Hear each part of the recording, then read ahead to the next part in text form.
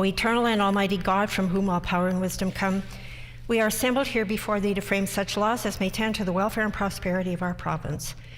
Grant, O merciful God, we pray thee, that we may desire only that which is in accordance with thy will, that we may seek it with wisdom and know it with certainty and accomplish it perfectly, for the glory and honor of thy name and for the welfare of all our people. Amen.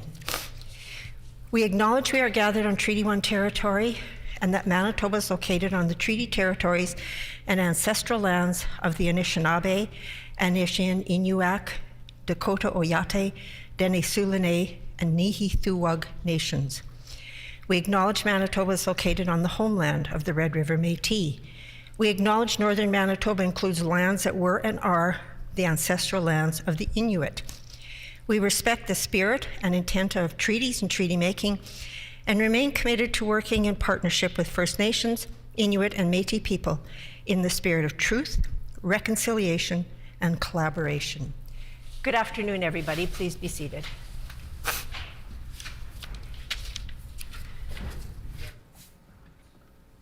Routine proceedings, introduction of bills, committee reports, tabling of reports. The Honourable Minister of Justice. Thank you and good afternoon, Madam Speaker. I'm pleased to table the Fatality Inquiries Act, Section 43, Bracket 1, the report for the fiscal year 2021. Any further tabling of reports? The Honourable Minister of Justice. Madam Speaker, I'm also pleased to table the 2021 annual review of the Office of the Chief Medical Examiner for the Department of Justice. Ministerial statements. The Honourable Minister of Families, and I would indicate that the required 90 minutes notice prior to routine proceedings was provided in accordance with our Rule 26, Bracket 2. Would the Honourable Minister please proceed with her statement? Thank you very much, Madam Speaker. I rise today to recognize that April is Sexual Assault Awareness Month, a month where we rededicate our efforts to call attention to the pervasiveness of sexual violence in Manitoba and around the world, while acknowledging the deeply traumatic impact that this type of violence has on individuals and communities. In recent years, we have seen an increase in the level of understanding and attention paid to sexual violence. Global movements like #MeToo and the trials of several high-profile perpetrators have deepened our understanding of the ways that sexual violence manifests itself in our workplaces, schools, streets, homes, and online spaces. More and more, we are recognizing that sexual violence is about power. And that power imbalance, along with social stigma, can make it incredibly difficult for those who've experienced sexual violence to come forward. These power imbalances are also felt in the atrocities that occurred within residential schools, where sexual abuse and violence were a common experience for thousands of young children, many of whom still carry the trauma with them today. We see in many ways society continues to place the responsibility for actual or potential sexual violence on survivors and possible victims. It doesn't matter what someone is wearing, whether they are intoxicated or where they are.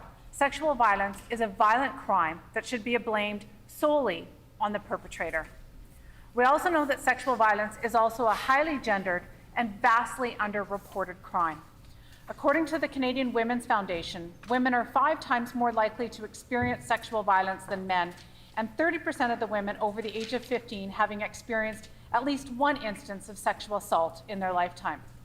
However, only an estimated 6% of those assaults are ever reported to police. Certain groups of women are at a higher risk of sexual violence, including those who are Indigenous, disabled, young, or part of the 2S LGBTQIA+ community, as well as individuals who are gender diverse. Madam Speaker, all Manitobans deserve to live free of sexual violence, but eliminating it is going to require action on all our part. We recognize the importance of providing survivors with care that is trauma-informed and victim-centered to help decrease the long-term effects of sexual violence. That is why I would like to highlight that our government, along with the Minister of Health last week, announced $640,000 to expand services for survivors of sexual assault and intimate partner violence, bringing care closer to home. This new forensic nurse examiner program will provide equitable and timely responses for adults who are survivors of sexual assault and intimate partner violence, allowing them to remain closer to their support network during the most traumatic moment in their lives. The new nurses will be trained as forensic nurse examiners with specialized training and knowledge to provide comprehensive care for survivors of sexual assault and intimate partner violence, which includes assessment, documentation of their injuries, testing and treatment for infection and injury, and forensic evidence collection. Existing nurses in Brandon, The Paw, and Thompson will have the opportunity to receive the training necessary to become forensic nurse examiners. This month, I encourage everyone to take some time to be intentional in drawing awareness to the issue of sexual violence, and then to continue doing so all year round. Modeling respectful behavior, talking about consent, and believing survivors are all small but meaningful ways we can eliminate sexual violence on a day-to-day basis. Most importantly, educate yourself and those around you on what sexual violence is and the impact it has on its survivors. Knowledge and understanding is how we break down that stigma and create a more supportive environment for survivors to come forward. Thank you, Madam Speaker.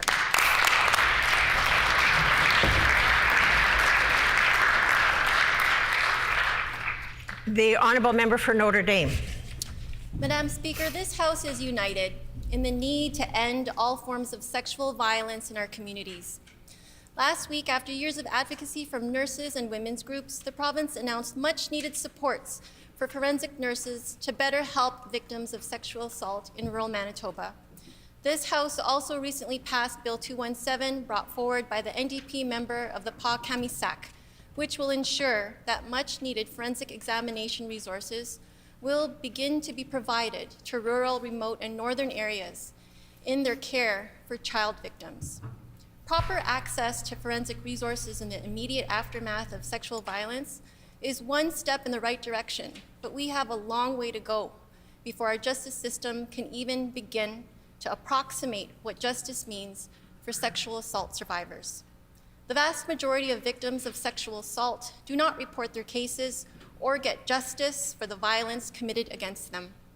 The reasons for these troubling statistics are complex, but among them are a lack of supports for them as they go through the judicial process. This means that there is no justice for victims, and simply put, rapists go free. One support of which we need to be especially aware is third-party reporting. Often, victims of sexual assault do not want to report the crime themselves. If this is the case, please reach out to an organization like Winnipeg Safe City Initiative or the Women's Resource Centre in Brandon for assistance. Today, this House recommits to supporting Manitoban victims of sexual assault in their journeys for healing and justice. Thank you.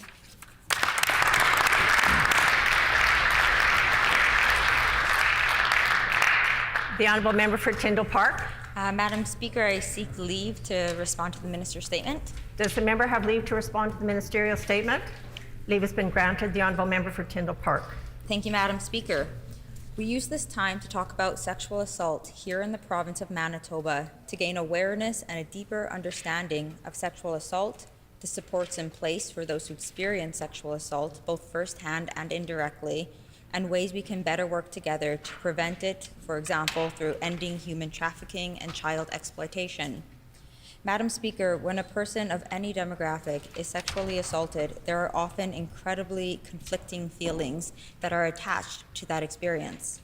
People may feel violated, hurt, angry, ashamed, and so many more feelings, and these are often layered in silence and secrecy. Madam Speaker, being silenced is absolutely detrimental to the health of our survivors of sexual assault. It can also be harmful to our society as a whole, because if we cannot act if we do not know where the problems are. And this is where we have a big responsibility as legislators. We need to do more, not only to prevent sexual assault, but ensure we have measures in place where people can come forward when they are ready to talk. Madam Speaker, it is important we also differentiate here how there is a big difference in choosing to be silent and being silenced. A victim may choose to be silent for whatever reason they wish, and this should not be questioned, nor should they feel guilted, nor should they be forced to speak unless they choose to. Many who have been victims find empowerment in having the choice to speak up, if and when they want to, as the experience is theirs to share. Madam Speaker, here in Canada, 1 in 3 women and 1 in 6 men will experience sexual violence in their lifetime. We know statistically that women are 4 times more likely to be a victim of intimate partner violence and 3 times more likely to be stalked. We also know that people between the ages of 15 to 24 face the highest rates of sexual assault, and that populations including BIPOC individuals, newcomers, 2S LGBTQ+ community members, and those with disabilities are at the greater risk of being sexually assaulted. Lastly, Madam Speaker, we know through the pandemic that violence was heightened throughout the world, and intimate partner violence has gone up here in Manitoba. To anyone who may be experiencing violence or is in need of talking to someone, please never hesitate to use the resources being offered. We have provincial resources, including Clinic Sexual Assault Crisis Program and Survivors of Hope, and national programs, including Canadian Human Trafficking Hotline and My Plan, a safety planning app. With those few words, I want to thank the Minister for bringing forward today's ministerial statement and for having the opportunity to speak. Thank you.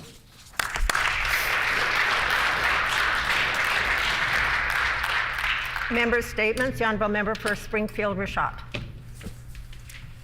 2 months ago, Stats Canada began releasing data collected during the previous census. It was great to hear that Niverville has been declared Manitoba's fastest growing community. Not only that, but Niverville has also been declared Canada's 5th fastest growing municipality as well. There are many great things happening in Niverville that show just how vibrant this community is, and I want to take a moment to highlight a couple of them. One example of our growing community is the continued focus on safety. I had the pleasure of seeing Niverville's first set of traffic lights go up in May 2020, and recently we were able to announce the second set of traffic lights. Another thing that highlights Niverville as a growing community is the beautiful community center that we have, giving a space that Niverville can use to host events, gatherings, and to community get-togethers. And who can forget the Blue Crescent Hotel that is in development, helping it to increase tourism to wonderful events that Niverville puts on, such as the Old Time Country Fair. Speaking of tourism and the community center, I have to highlight Niverville's status as being home to the Manitoba Junior Hockey League's newest franchise, the Niverville Nighthawks. We're looking forward to their first home game, and I will most definitely be at it. We're so excited to see Niverville growing vibrantly and cannot wait to see the new ways in which Niverville will continue to thrive. In closing, I wish to congratulate second place West St. Paul and the third place Neepawa on their impressive growth. I know that the communities of Steinbach, Winkler, Morden, and Altona, just to mention a few, should take heart as they have the next 10 years to try and keep pace with Niverville. Niverville, the gold medal winner of growing communities in Manitoba.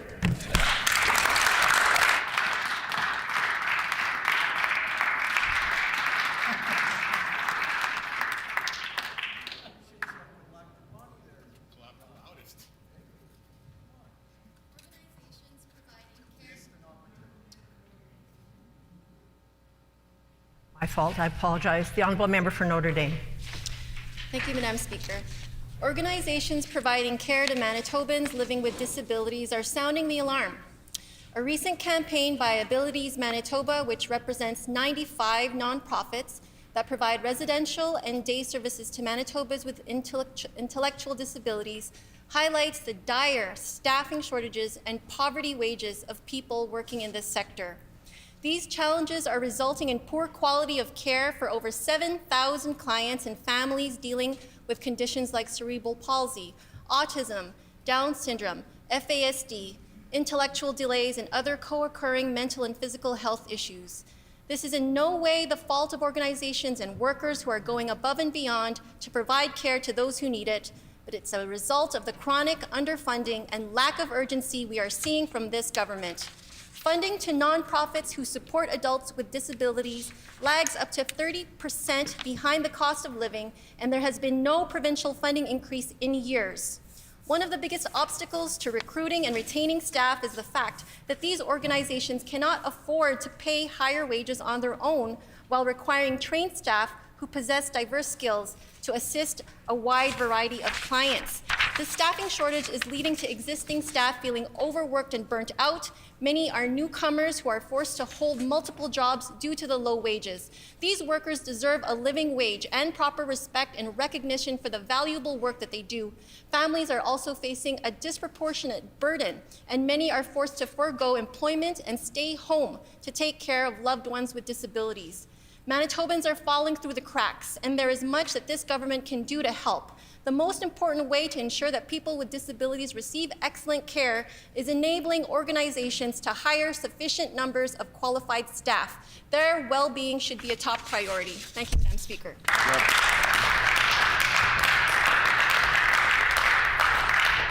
The honourable member for Dauphin. Thank you, Madam Speaker. This past weekend, the great community of McCreary, Manitoba, hosted its 9th annual Manitoba Maple Syrup Festival. This festival celebrates the heritage, culture, land, and local producers of our region. Those who have attended the festival over the years know that many activities that offer a range of experiences that encourage healthy living activities, education, musical, entertainment, and of course, delicious treats. Events this year included an old-fashioned drive-in movie, a farmer's market, nature scavenger hunt, maple syrup geocaching, musical entertainment for kids of all ages, and an old-time dance and special performance by the Métis Club traditional dancers. While difficult to choose a highlight, the horse and wagon ride to the authentic working sugar bush is a favorite to many. Participants could learn about tapping trees and producing Manitoba's maple syrup, tour a maple syrup evaporator, join in traditional bannock roasting on a stick, and enjoy maple taffy on the snow. As the festival website states, the Manitoba Maple Syrup Festival Committee understand that McCreary is located on Treaty 2 territory, the traditional lands of the Anishinaabe, Ojibwe, and the homeland of the Métis Nation. McCreary is close to the Manitoba House, where Treaty 2 was signed in 1871. Local Indigenous people have been tapping Manitoba maple trees for eons in this area. It is thanks to our Indigenous friends that we enjoy the wonderful gift of maple syrup, and our annual festival aims to facilitate learning and entertainment that helps to honor and respect this fact. My congratulations to all event organizers for planning hosting a wonderful springtime experience, a tremendous lineup of activities, and a truly authentic Manitoba experience in McCreary, Manitoba.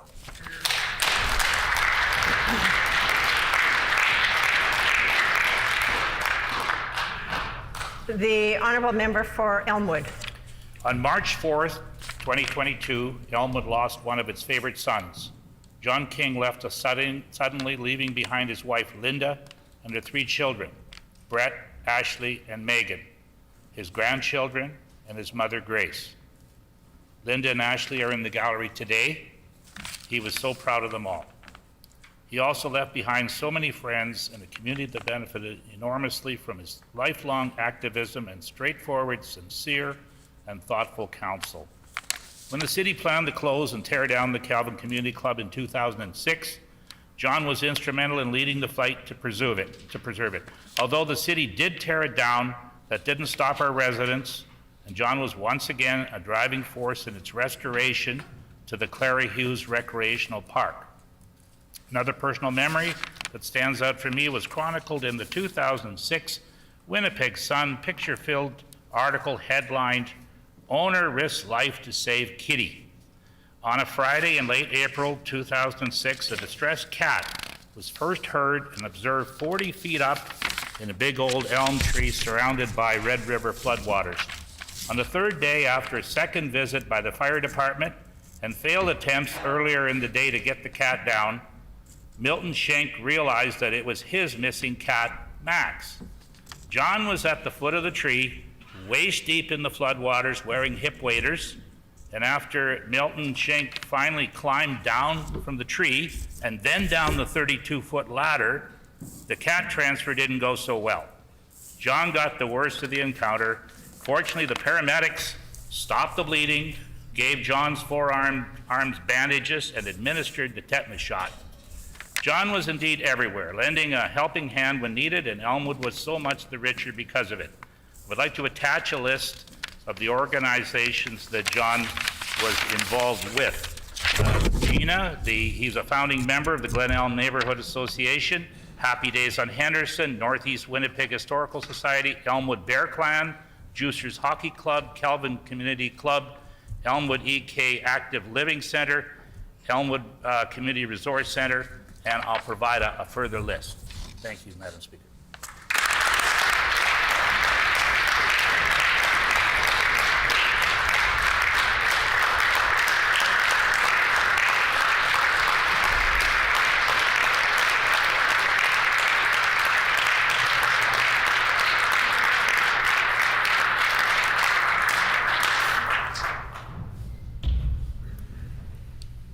The Honourable Minister of Indigenous Reconciliation and Northern Relations. Thank you, Madam Speaker.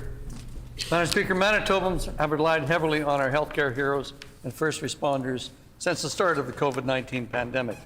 We take comfort in knowing that these individuals are part of a dedicated professional community. They are highly educated, caring individuals who provide emergency medical care in the event of serious illness or injury. Today, I would like to acknowledge Mr. Caden Arneson, one of the Selkirk constituency's healthcare heroes and first responders. Caden has been a member of the Clandeboye Fire Department for the last 6 years and a medical first responder for the last 2.5 years. Caden is described as a hardworking team player who everyone can count on. Caden has many achievements to acknowledge and celebrate. He earned a Bachelor of Science from the University of Winnipeg. While working alongside emergency medical services personnel and local members of the fire department, Caden soon realized that he wanted to be part of Manitoba's EMS professionals. He enrolled into the primary care paramedic course through Criticare in Winnipeg. His passion to excel saw him graduate at the top of his class. In 2020, Caden was recognized by the Canadian Organization of Paramedic Regulators for achieving the highest grade in all of Canada on the primary care paramedic exam. Caden has greatness in him and the ability to get things done. He states his success is due to the support and motivation from those around him, the Clandeboye Fire Department, his family, instructors, classmates, and colleagues who have all helped him succeed. As MLA for Selkirk, we are proud to have Caden as an integral member of our community, the Clandeboye Fire Department, and an outstanding member of Manitoba's EMS team. I would ask my colleagues to please acknowledge Mr. Caden Arneson for his achievements and commitment to serving Manitobans.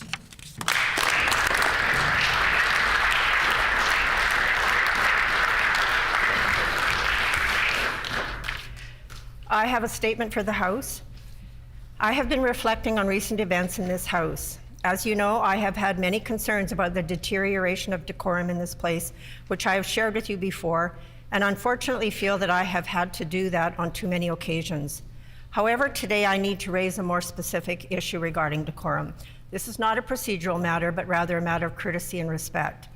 The world has changed a great deal in the 151 years this Assembly has been in operation, and it has even changed a great deal in the last 10 or 20 years. Specifically, the manner in which individuals wish to be addressed has been a part of recent wide-ranging changes in our society. As members should know, in our society today, many people have expressed that they do not identify with gender-specific pronouns, but instead ask to be addressed with gender-neutral pronouns.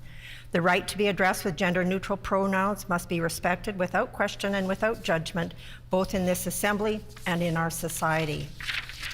I strive to comply with these wishes at all times, as I believe it is a matter of respect and understanding. But unfortunately, I know that on occasion I do make mistakes and I have misgendered.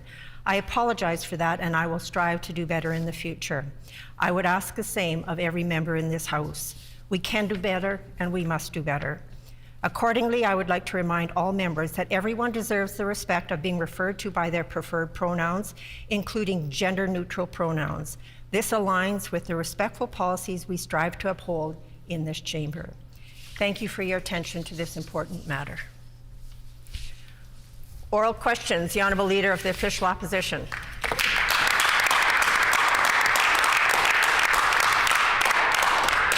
I want to thank you for your interjection there, Madam Speaker. Nearly 170,000 Manitobans are waiting for a surgery or a diagnostic test even as we gather here today. One of them is Lloyd Carr from Swan River, Manitoba. Now, he's been waiting since June of 2020 to get the health care he needs. He needs a surgery, but Madam Speaker, he can't even get the MRI necessary first in order to be able to book that surgery. Manitobans like him have been waiting for far too long. Budgets should be about accountability. One of the accountability measures needed in this budget is to provide a date by which the surgical and diagnostic backlog will be cleared. Can the Premier tell us today that a date to clear the surgical backlog will be announced tomorrow?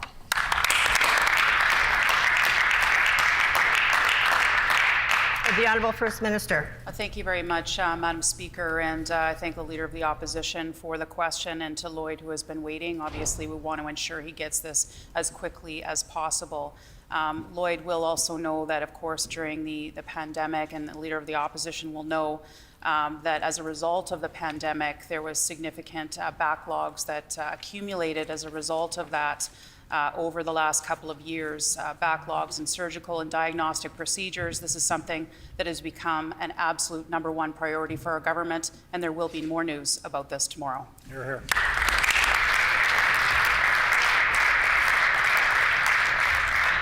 The Honourable Leader of the Official Opposition on a supplementary question. Madam Speaker, we know that Lloyd and many other Manitobans simply don't trust this government anymore when it comes to health care. We know that Lloyd has been waiting a very long time to get the procedures that he needs. He's been waiting in pain. But there's been an economic burden as well. Lloyd hasn't been able to work. He's been forced to close his business and lay off his staff, all because he's waiting for this backlog to be cleared. Now, to add insult to injury, Lloyd feels a frustration that for all the sacrifices he's made throughout the pandemic, this government has continued to cut health care. It's continued to make the situation worse, even as he's been asked to wait longer and longer for the care that he needs. It's a simple request. It's one that we've been making along with many, many experts. Can this government provide a date by which the surgical backlog will be cleared?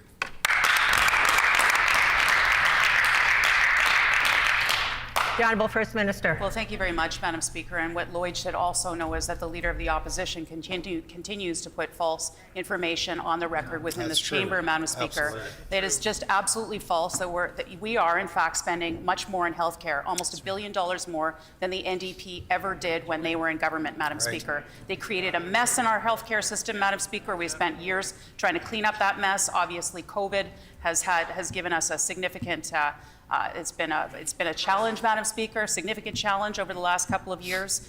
We recognize that there are challenges with surgical and diagnostic procedures and backlogs, Madam Speaker, and we are committed to dealing with that. There will be much more on this tomorrow in the budget, Madam Speaker.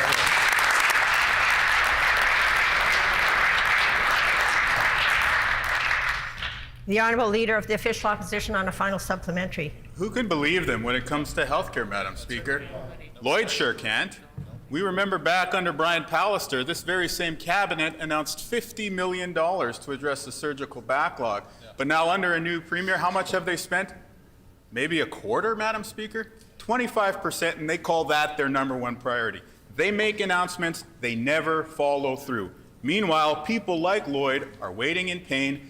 It's a physical pain, it's an economic pain as well. A simple step would be to announce a date by which the surgical and diagnostic backlog would be cleared. Can the Premier commit to doing so this week?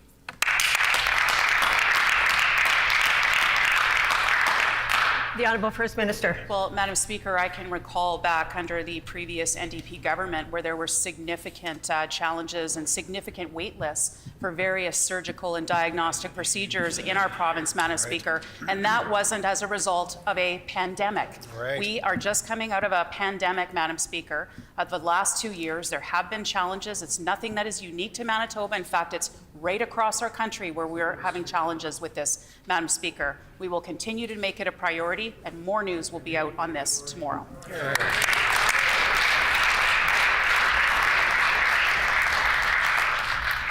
The Honourable Leader of the Official Opposition on a new question. Madam Speaker, we know that Manitoba has the worst outcomes when it comes to the wait times for surgeries and diagnostic tests, and Manitobans know why.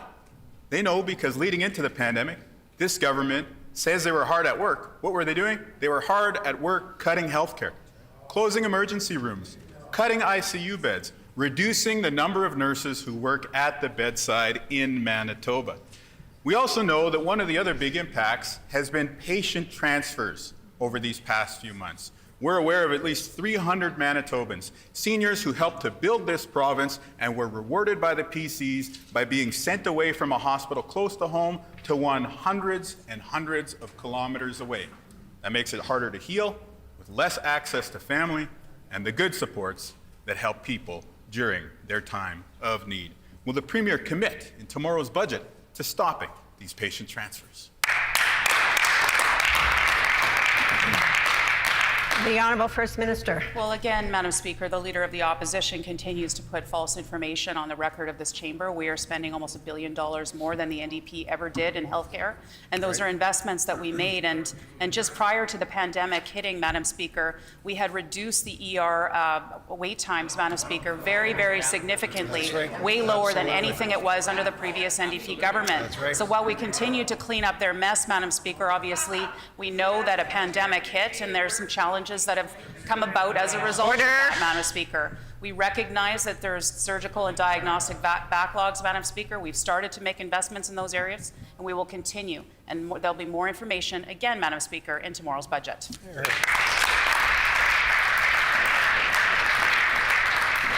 The Honourable Leader of the Official Opposition on a supplementary question. You know, Madam Speaker, I'll let the Premier and the other members of the PC Cabinet continue to defend Brian Pallister's failed plan to close emergency rooms in Winnipeg, because what we're after here are specifics, commitments to the people of Manitoba. They've already failed to commit to people like Lloyd to provide a date on the surgical backlog. What we're asking about here is a commitment to end patient transfers.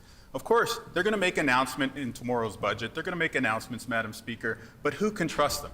They announce, and then they never follow through. It's been amazing to be here the past number of years and to see how every single commitment that they put out a press release and announcement for ends up being underspent, unfulfilled, and otherwise a broken promise. Will they simply commit that in tomorrow's budget they will end the practice of shipping Manitoba seniors hundreds of kilometers away from their homes? The Honourable First Minister. Thank you very much, Madam Speaker. And I think what Manitobans don't want to do is to go back to those days under the previous NDP government where they closed more than 20 rural ERs, Madam Speaker. We don't want to go back to those days, nor do Manitobans, Madam Speaker. We recognize that Manitobans want to have access to health care closer to home. That's why we have moved towards that, Madam Speaker, through our clinical preventative services plan. We have made significant investments in that area, Madam Speaker, and we will continue to do so to ensure that Manitobans in rural and northern communities have better access to health care closer to home.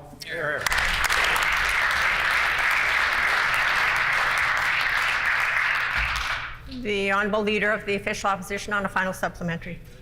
Madam Speaker, again, the Premier and the failing PC Cabinet can continue to defend Brian Pallister's failed healthcare plan. That's fine. That's all they got, Madam Speaker. But who is getting healthcare closer to home in Manitoba these days? It's not seniors.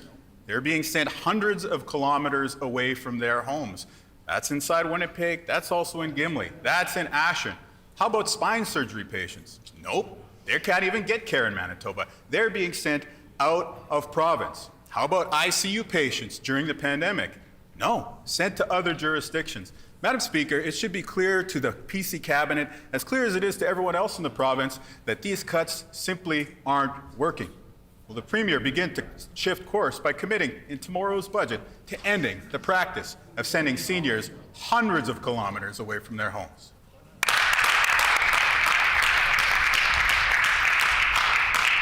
The Honourable First Minister. Well, Madam Speaker, perhaps the Leader of the Opposition is defending the dark days of the previous NDP government where they closed down almost 20 ERs in rural Manitoba, Madam Speaker. That is not what Manitobans want, Madam Speaker. They don't want to go back to that. I wonder what the Leader of the Opposition's plan is moving forward. Order. In fact, Madam Speaker, after 2 years of the pandemic, we do have a plan. And tomorrow we'll outline more of that, which will provide better health care for all Manitobans.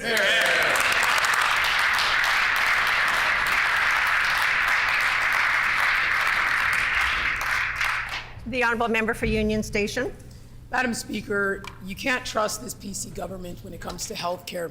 Neither can health support staff who've been waiting on this government for a contract for 5 years. Wow. Far too many of them were left out of pandemic top-ups for their service during this pandemic. The budget needs to resolve this and ensure that healthcare support workers get the contract and supports they deserve. Will the minister ensure top-ups and a new contract in tomorrow's budget?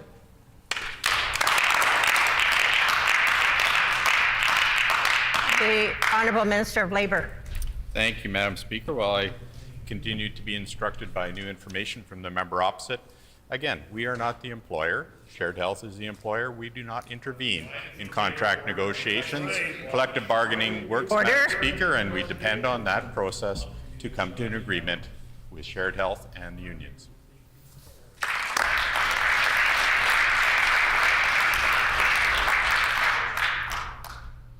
The Honourable Member for Union Station on a supplementary question. Madam Speaker, it's been 5 years since cuts and consolidation took place across our province.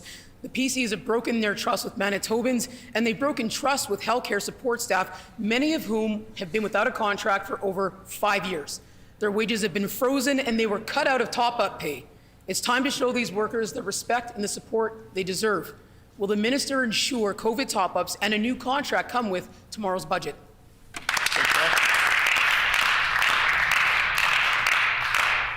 The Honourable Minister of Labour. Thank you, Madam Speaker. Well, again, the member opposite asks me to intervene in contract negotiations between Shared Health and the unions, Madam Speaker. I won't do that. That is not my role. Shared Health is the employer. They negotiate through the collective bargaining process, and we anticipate that they will come to a good agreement with the union. We look forward to that result.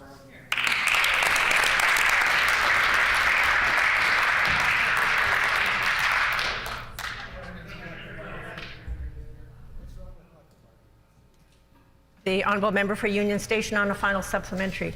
Madam Speaker, the minister needs to ensure that new funds are available for health support staff in this coming budget. Inflation is now over 5%. Many health support workers have had their wages frozen for years, and they've put themselves at risk working with patients infected with COVID-19. It's time for a fair deal for all health support workers, and that includes health support staff who have worked day in and day out during this pandemic. They deserve new contracts and top-ups that recognize their service on the front lines of COVID-19. Will the minister ensure that funding is in place in tomorrow's budget?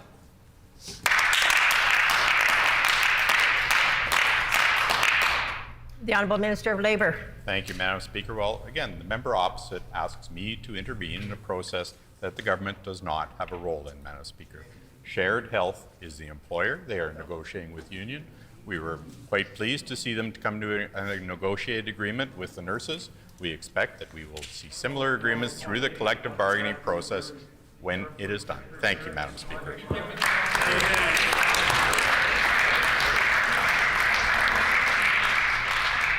The Honourable Member for St. John's. Which, Madam Speaker, it's important that elections are fair. It's against the law in Manitoba for corporations to contribute to political campaigns. So we have serious concerns the PCMLA in Fort White used illegal corporate money to help run his campaign. We've asked the Elections Commissioner to investigate. So I will ask the Justice Minister a simple question. Is it against the law to use paid corporate staff to help run an election campaign?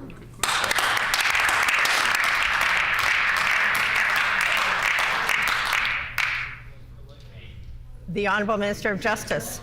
I've learned much to my disappointment, Madam Speaker, never to accept anything that the member opposite brings to the House of this floor without verifying it first, Madam Speaker, because so often she brings allegations that aren't true, Madam Speaker, and then tries to present them as being true. I do know, Madam Speaker, that I've certainly seen violations in the past. I remember when the NDP bundled union donations, Madam Speaker, and the elections officer had to find the NDP in violation, and then of course they had NDP then change the law to try to bring themselves into accordance with the law. So the NDP does know something about breaking the law when it comes to elections.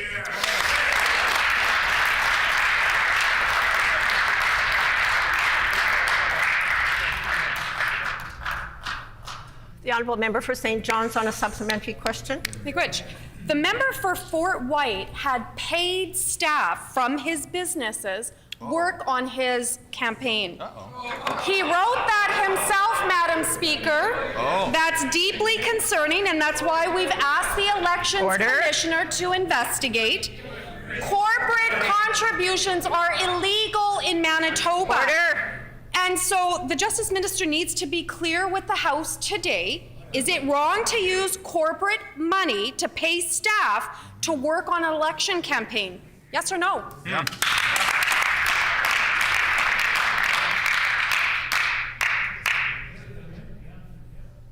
The Honourable Minister of Justice. Again, Madam Speaker, I've learned that when the member opposite brings things to the House, never to just accept it as being true, because so many times she's brought information that turned out not to be true, Madam Speaker. We could look back, though, at some truths when it comes to this House, Madam Speaker. I do remember when a former Chief Electoral Officer, Mr. Blasco, had to investigate the NDP at one point because they had taken union workers. The union workers came over to the NDP, and then they were instructed by the CFO of the NDP to declare that as an election expense, even though the union paid for the labor. And so there was rebates more than $500,000, which shouldn't have gone to the NDP, and they then had to admit and pay the money back, Madam Speaker.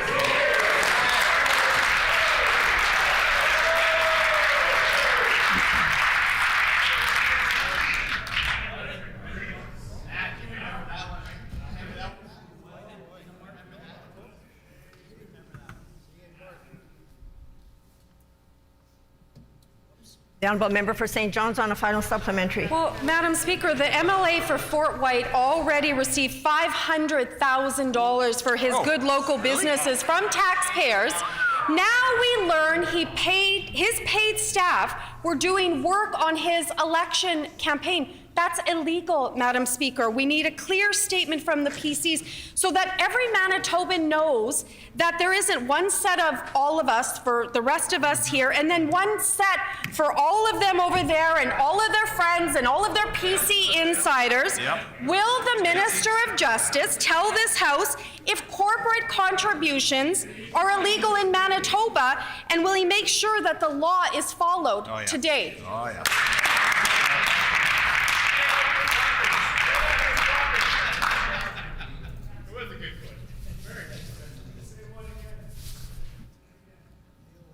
Order.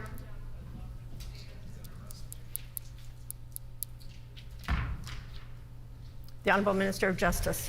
Madam Speaker, accepting none of the allegations of true given the member's history, of course, I'll give her a little bit more lesson in history. So at that time when the NDP took union workers and had them work on the campaign, the CFO from the NDP then said, just declare that as an election expense, even though we didn't pay anything, because then we can get the money back. And they told all of their different election campaigns to get this illegal money back. It was declared to be illegal. But some of the NDP cabinet ministers at the time knew that it was illegal, so they asked for a written letter to get out of jail card free so they could wave around, so they could say, yeah, we knew it was illegal, but we knew in advance it was illegal. We told them not to do it. I'll give you a list of the members opposite who used to be cabinet ministers who asked for that get out of jail card free. All that to say, why would we take any lessons from a government that proved to be so ethically bankrupt when they were in government, Madam Speaker?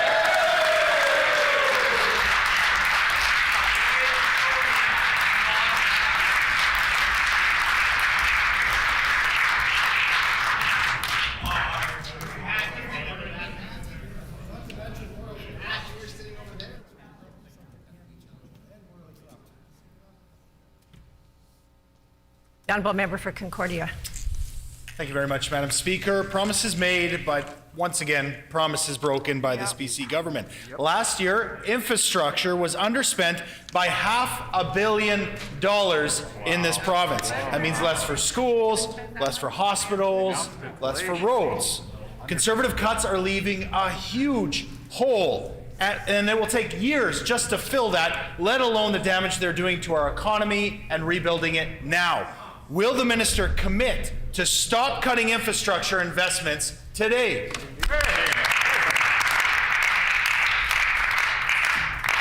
The Honourable Minister of Transportation and Infrastructure. Madam Speaker, thanks, Madam Speaker. I want to thank the member for the question. Madam Speaker, when it comes to our infrastructure, in the last year's budget, we actually allocated over $500 million for investment in infrastructure throughout the province, and that's a 3-year budget of $1.5 billion. Wow. Here, here.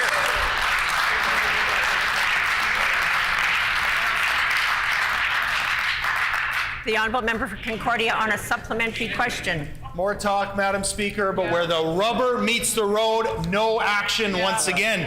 Communities across the province are asking for investments in our roads. Over 5,000 Manitobans have signed a petition calling on upgrades on Highway 6. Highway 6 conditions are bad, but especially in the winter, it needs attention. They're asking for road upgrades, rest areas, more regular passing lanes, and help to reduce accidents. Will the minister listen to the 5,000 people who have signed the petition and work towards making Highway 6 safer?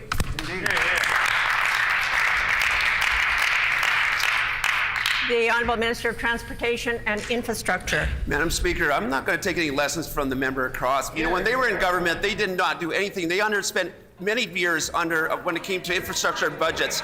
This year, in the last since we took over government, you should see all the highways that are being done, and we're going to continue to do more highways in the future, and we will continue doing what we have been doing, investing into Manitoba for economic development. Yep. Here, here.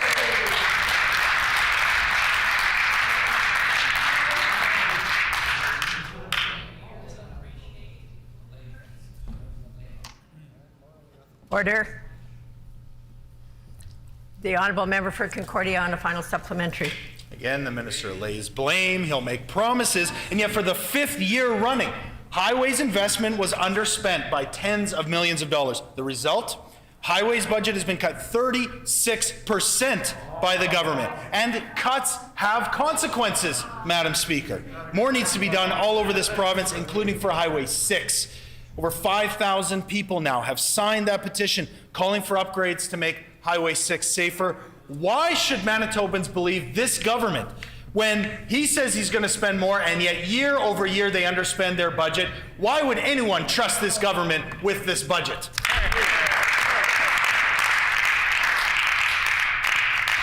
The Honourable Minister of Transportation and Infrastructure. Madam Speaker, we're continuing investing money into infrastructure. In the last number of years, we've invested so much in infrastructure that we've actually did the Trans-Canada Highway. We did many highways throughout the province.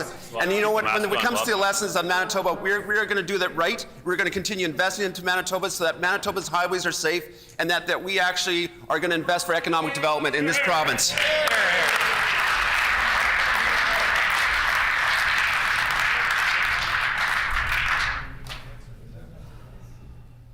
The honourable member for Point Douglas. Miigwech, Madam Speaker. There were 407 drug-related deaths last year in Manitoba. Those are someone's loved ones. That's the highest we've ever seen and double what it was a couple of years ago. We know that there are solutions to help.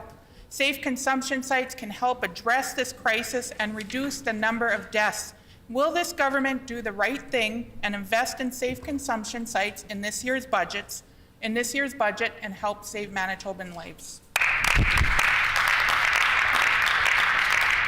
The Honourable Minister of Mental Health and Community Wellness. Thank you, Madam Speaker. I appreciate the question coming from the member opposite. It's true that it is a tragic, any death in Manitoba, but certainly the deaths of those who are dealing with addictions issues. My heart goes out to the families and friends and loved ones of the individuals who have passed in this manner, as well as to previous years, the families who have lost ones, as this news coming out can be a re-triggering of the grief. And Madam Speaker, our government is committed to making investments in core services to assist families and to assist those who are suffering from addiction issues.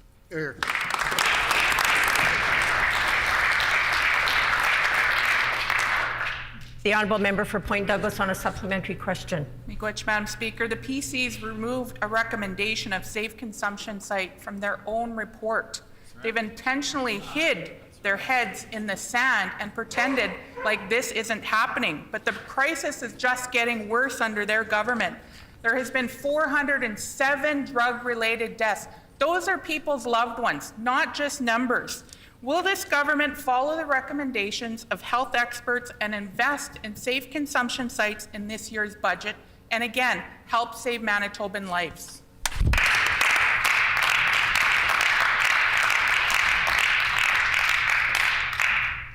The Honourable Minister of Mental Health and Community Wellness. Thank you, Madam Speaker. Our government has been listening to the experts, and we have been following the advice, which is why we have invested an additional $17.1 million into a 5-year roadmap to address these very issues that the member raises today. I know that the member wants to make this an ideological issue and topic, but Madam Speaker, there were 17 years that the member opposite's party had governed, and not one of these initiatives were invested in. We will address this issue. We will provide proper support and resources, Madam Speaker, and I look forward to working with the member opposite on new initiatives. Thank you.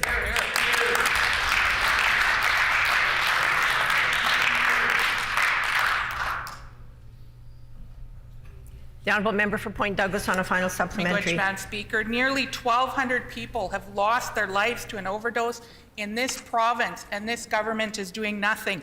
407, and I'll repeat that number, 407 Manitobans. Those are somebody's loved ones. We try everything that we can to reduce the harm, and their deaths are coming from a raging drug crisis. We have the capacity to save lives here. We have a government that can put some political will behind it.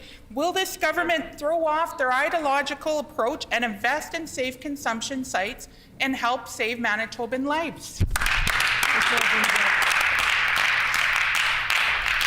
The Honourable Minister of Mental Health and Community Wellness. Thank you, Madam Speaker. And the member will know that what the experts have said is that you need to invest in core services. There are a number of harm reduction initiatives that can be implemented to assist those who are dealing with addictions issues. But if you do not have those core services, of which RAM clinics did not exist in 17 years under the NDP government, we now have 6. We will be investing in more.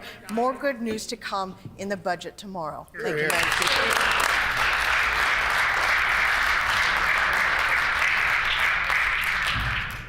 The Honourable Member for St. Boniface. Thank you, Madam Speaker. In March, I asked about the fact that nearly 1 in 4 health positions in Southern Health were vacant during the pandemic, and it's clearly a problem all over the province. I table a Northern Health Region FIPA request as of March 16th. There are vacancies for registered nurses of 20% in Flin Flon. Gillam has a 46.15% vacancy rate. Leaf Rapids, 66%. And Thompson, the hub of the North, is 28.57%. Does anyone know why this is happening? Was the Premier, as Health Minister, decimating our healthcare system in a pandemic on purpose, or was it just carelessness? The Honourable Minister of Health. Thank you, Madam Speaker, and I do want Manitobans to know that the member for St. Boniface is not doing his homework. I want to assure Manitobans that our government is graduating 15% more nurses than members opposite under the NDP ever did. And that's before our recent announcement of $19.5 million to add 259 nurse training seats this year at five, Madam Speaker, post-secondary institutions, and that's part of our larger plan to add 400 new nursing seats. And in the North, $4.3 million for 37 additional nurse training seats at University College of the North.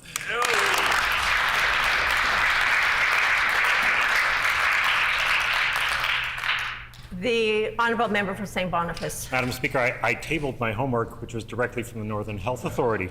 The vacancies I mentioned were only the RNs in a handful of communities, and the extra nurses that the minister mentioned don't come anywhere near to filling the empty spaces. There are shortages of LPNs, home care, dialysis, and emergency. Again, in Thompson, a 45% shortage in ER, 33% vacant in dialysis, 45% vacant in obstetrics. And as I also showed, this government is relying on agency nurses, hundreds of thousands of dollars a month each in Flin Flon, Gillam, and Thompson. In Thompson, in November alone, the province spent nearly $425,000 on agency nurses. Is this government going to get nurses back to work in the public system, or Northern Manitobans going to have to live with health care provided by temp agencies? The Honourable Minister of Health. Thank you, Madam Speaker, and we are getting nurses into the system. 149 nurses have completed their ICU nurse training program since last April, Madam Speaker. 93 nurses in the last year have completed the 12-week critical care orientation program so that they're able to help support our ICUs. 30 more nurses signed up for the program in February, and 100, I was part of the Faculty of Nursing graduation program. 115 nurses were welcomed into the system in October of last year. We will continue to do our part to ensure that those vacancies are filled as quickly as possible, Madam Speaker.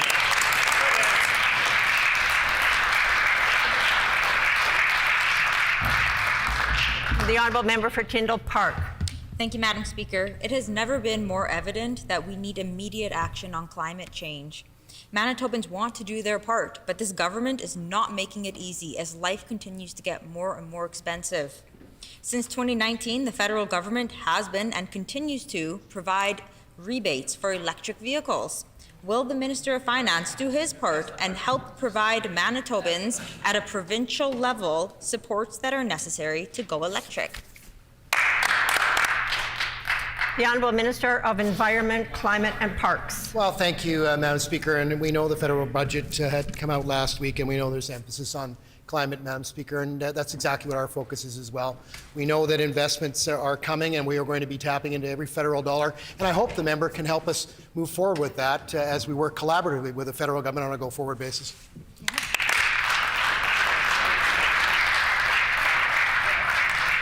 The Honourable Member for Radisson. Thank you, Madam Speaker. Last week, I got to share with this House how pleased I am with the Minister of Families and how her own life story is inspirational to me and many others. She recently announced a robust extension for a program that provides childcare, career counseling, and other services to single parents who are on employment and income assistance and have children under school age. These services are essential to those in need of assistance to build the foundations for success.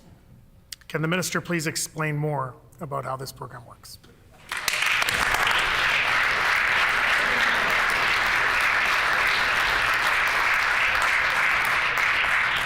The Honourable Minister of Families. Thank you very much, Madam Speaker, and I'm humbled by my friend's kind words, and I thank him for the question. Last week, our government was proud to announce $2.6 million in additional funding to single-parent employment programming, as well as taking charge. This funding will help single moms who are on EIA receive life-changing training, skills building, and vital experience to ultimately connect them back to the labour force. Further, Madam Speaker, we're also ensuring that childcare is available for all these single moms while they take this programming.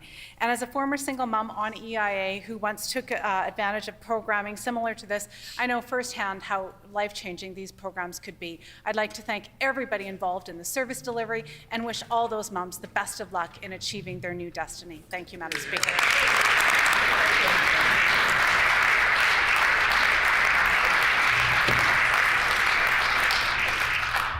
The Honourable Member for Notre Dame. Madam Speaker, promises made and promises broken. Last month, the minister suggested that 1,300 internationally educated nurses had been identified to work in Manitoba. The college says it's actually only 7. We need more than promises, but real action to bring more nurses to work here. Will the minister stop the shell game and get on with supporting internationally educated nurses today?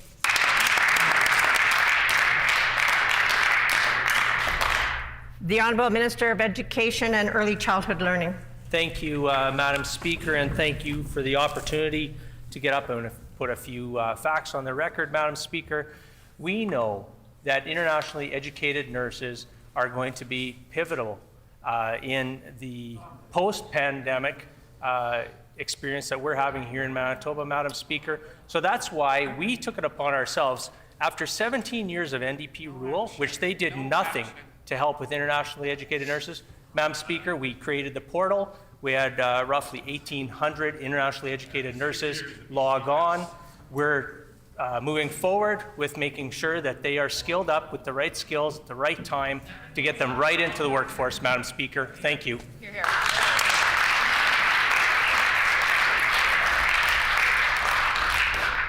The Honourable Member for Notre Dame on a supplementary question. Madam Speaker, Manitoba's process for internationally educated nurses is broken, and newcomers are voting with their feet.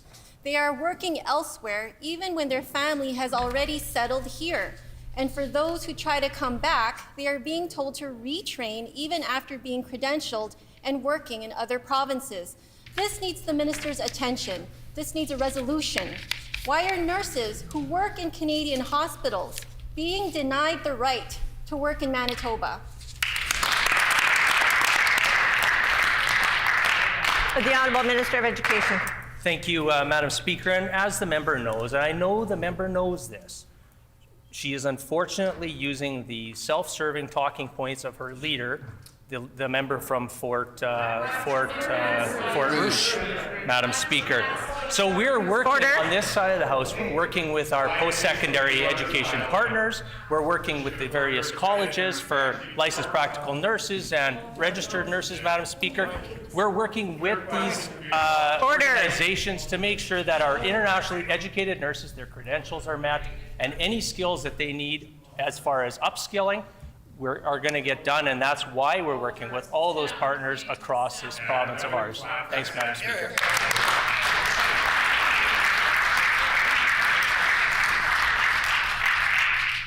The Honourable Member for Notre Dame on a final supplementary. Madam Speaker, there is a nursing shortage in Manitoba. The PC government is taking away nurses' summer vacations, and we need internationally educated nurses, but the province is turning far too many away. I currently have over 100 cases in my constituency office for folks who want to return to Manitoba and work here. There are credentialed nurses right now working in hospitals as close as Kenora who want to work here but are being told no. We need immediate action to get these professionals working on the front lines. Will the minister ensure this is addressed immediately? The Honourable Minister of Health. Thank you, Madam Speaker. 17 years, no action, no help for internationally educated nurses. It took our government to establish the licensure and practicing funding program of up to $23,000 in financial aid for individuals who need to upgrade to be able to be licensed here in the province. And why is the member opposite saying that we're not supporting nurses? A new undergraduate nurses employees program, Madam Speaker, last December. 63 third and fourth year nursing students have joined the system. We continue to add nurses to the system. They did nothing to help internationally educated nurses. We are doing our part.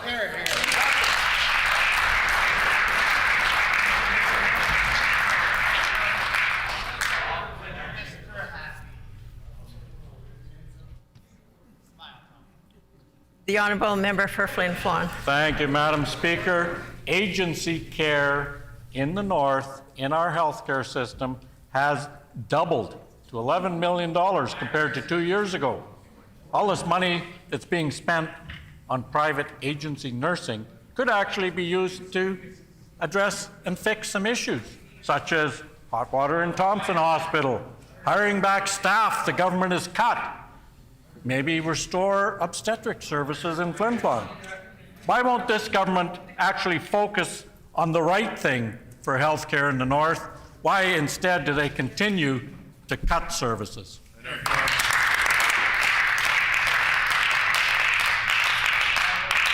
The Honourable Minister of Health. Thank you, Madam Speaker. And what Manitobans need are the facts, and I'm pleased to rise today in the House to provide some facts. $812 million investment, historic capital funding for rural and northern health care under our clinical and preventative services plan, Madam Speaker, creating a northern hub to ensure Manitobans in the north can receive care closer to home. Where is it?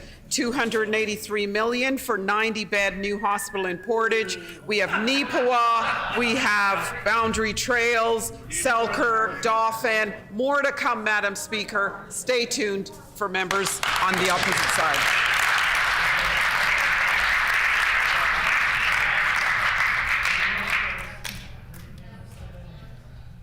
The Honourable Member for Flin Flon on a supplementary question.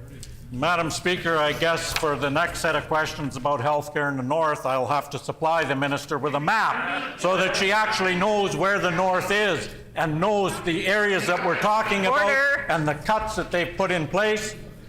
Flin Flon's obstetric unit is shut down thanks to this government. The PAW obstetrics is described as being in a fragile state. The same is now true for Thompson. When will this government stop the cuts and actually do what they say and supply care closer to people in the north so that they can get the health care they deserve? This is a crisis situation, needs urgent attention. Will the minister take action and find out where the north is and fix the problem she's helped create?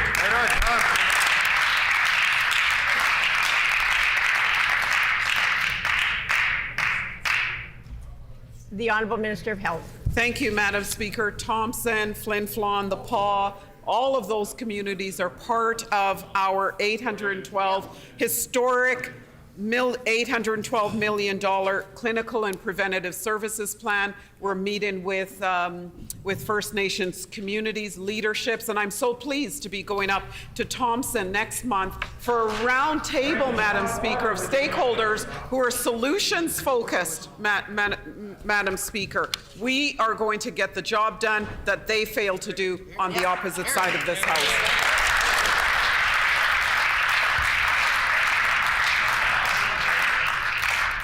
Time for oral questions has expired. Petitions. The Honourable Member for Union Station. Madam Speaker, I wish to present the following petition to the Legislative Assembly. To the Legislative Assembly of Manitoba, the background of this petition is as follows. 1. The population of those aged 55 plus has grown to approximately 2,500 in the city of Thompson. 2. A large percentage of people in this age group require necessary medical foot care and treatment. 3. A large percentage of those who are elderly and or diabetic are also living on low incomes. 4. The Northern Regional Health Authority, NRHA, previously provided essential medical foot care services to seniors and those living with diabetes until 2019, then subsequently cut the program after the last 2 nurses filling those positions retired. 5. The number of seniors and those with diabetes has only continued to grow in Thompson and surrounding areas. 6. There is no adequate medical care available in the city and region, whereas the city of Winnipeg has 14 medical foot care centers. 7. The implications of inadequate or lack of podiatric care can lead to amputations. 8. The city of Thompson also serves as a regional healthcare service provider, and the need for foot care extends beyond just those served in the capital city of the province. We petition the Legislative Assembly of Manitoba as follows. To urge the provincial government to provide the services of 2 nurses to restore essential medical foot care treatment to the city of Thompson, effective April 1st, 2022. This has been signed by Paula Shepard, Justin Shepard, Doug Bishop, Darnell Francis, and many Manitobans. In accordance with our Rule 132(6), when petitions are read, they are deemed to be received by the House. The Honourable Member for Burrows.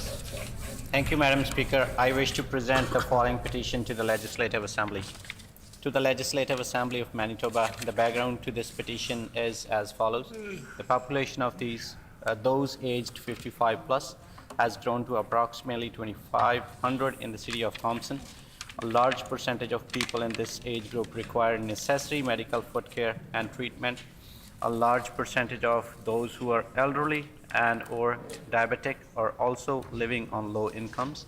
The Northern Regional Health Authority, NRHA, previously provided essential medical foot care services to seniors and those living with diabetes until 2019, then subsequently cut the program after the last 2 nurses filling those positions retired. The number of seniors and those with diabetes has only continued to grow in Thompson and surrounding areas. There is no adequate medical care available in the city and region, whereas the city of Winnipeg has 14 medical foot care centers. The implication of inadequate or lack of podiatric care can lead to amputations.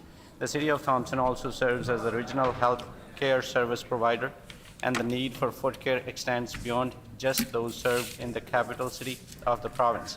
We petition the Legislative Assembly of Manitoba as follows: to urge the provincial government to provide the services of 2 nurses to restore essential medical foot care treatment to the city of Thompson effective April 1st, 2022. This has been signed by many Manitobans. Thank you. The honourable member for Q8 and up. Thank you, Madam Speaker. I wish to present the following petition to the Legislative Assembly. To the Legislative Assembly of Manitoba, the background of this petition is as follows. 1. The population of those aged 55 plus has grown to approximately 2,500 in the city of Thompson. 2. A large percentage of people in this age group require necessary medical foot care and treatment. 3. A large percentage of those who are elderly and/or diabetic are also living on low incomes.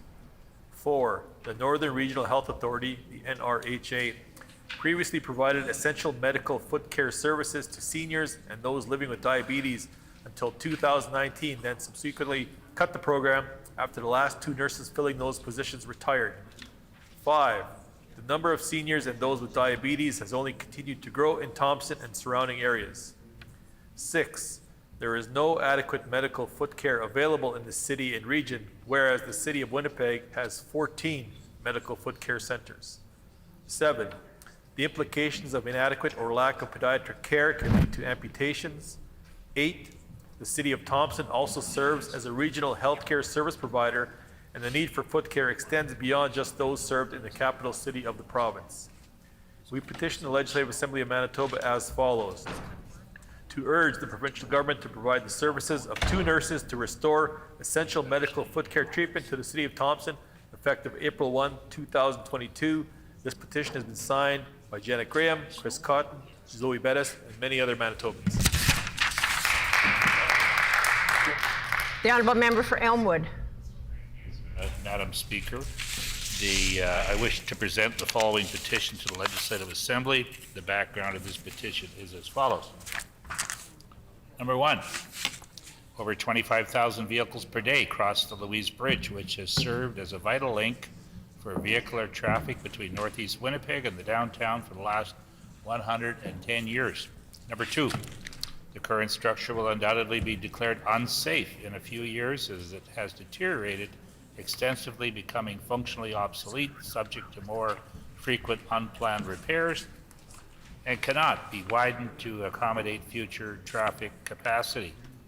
Number 3, as far back as 2008, the City of Winnipeg City has studied where the new replacement bridge should be situated.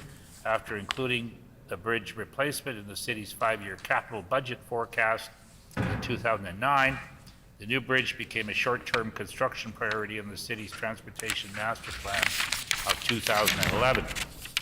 Number 5, city capital and budget plans identified the replacement of the Louise Bridge on a site just east of the bridge and expropriated homes there on the south side of Narron Avenue in anticipation of a 2015 start. Number 6, in 2014, the city administration did not make use of available federal infrastructure funds. Number 7, the new Louise Bridge Committee began its campaign to demand a new bridge, and its surveys confirm residents wanted a new bridge beside the current bridge, with the old bridge kept open for local traffic. Number 8, the NDP provincial government signaled its firm commitment to partner with the city on replacing the Louise Bridge in its 2015 throne speech. Unfortunately, provincial infrastructure initiatives such as the new Louise Bridge came to a halt with the election of the Progressive Conservative government in 2016. Number 9, more recently, the city tethered the Louise Bridge replacement issue to its new transportation master plan and Eastern Corridor project. Its recommendations have now identified the location of the new bridge to be placed just to the west of the current bridge, not to the east as originally proposed. The city expropriation process has begun. Number 10, the provincial budget due in mid-April 2022 is the province's opportunity to announce its portion of funding for this long overdue vital link to northeast Winnipeg and Transcona. We petition the Legislative Assembly of Manitoba as follows. 1, to urge the Premier to financially assist the City of Winnipeg in her new 2022 provincial budget to build this 3-lane bridge in each direction to maintain this vital link between Northeast Winnipeg, Transcona, and the downtown. Number 2, to urge the provincial government to recommend that the City of Winnipeg keep the old bridge fully open to traffic while the new bridge is under construction. Number 3, to urge the provincial government to consider the feasibility of keeping the old Louise Bridge open for active transportation in the future. And this petition is signed by many, many Manitobans.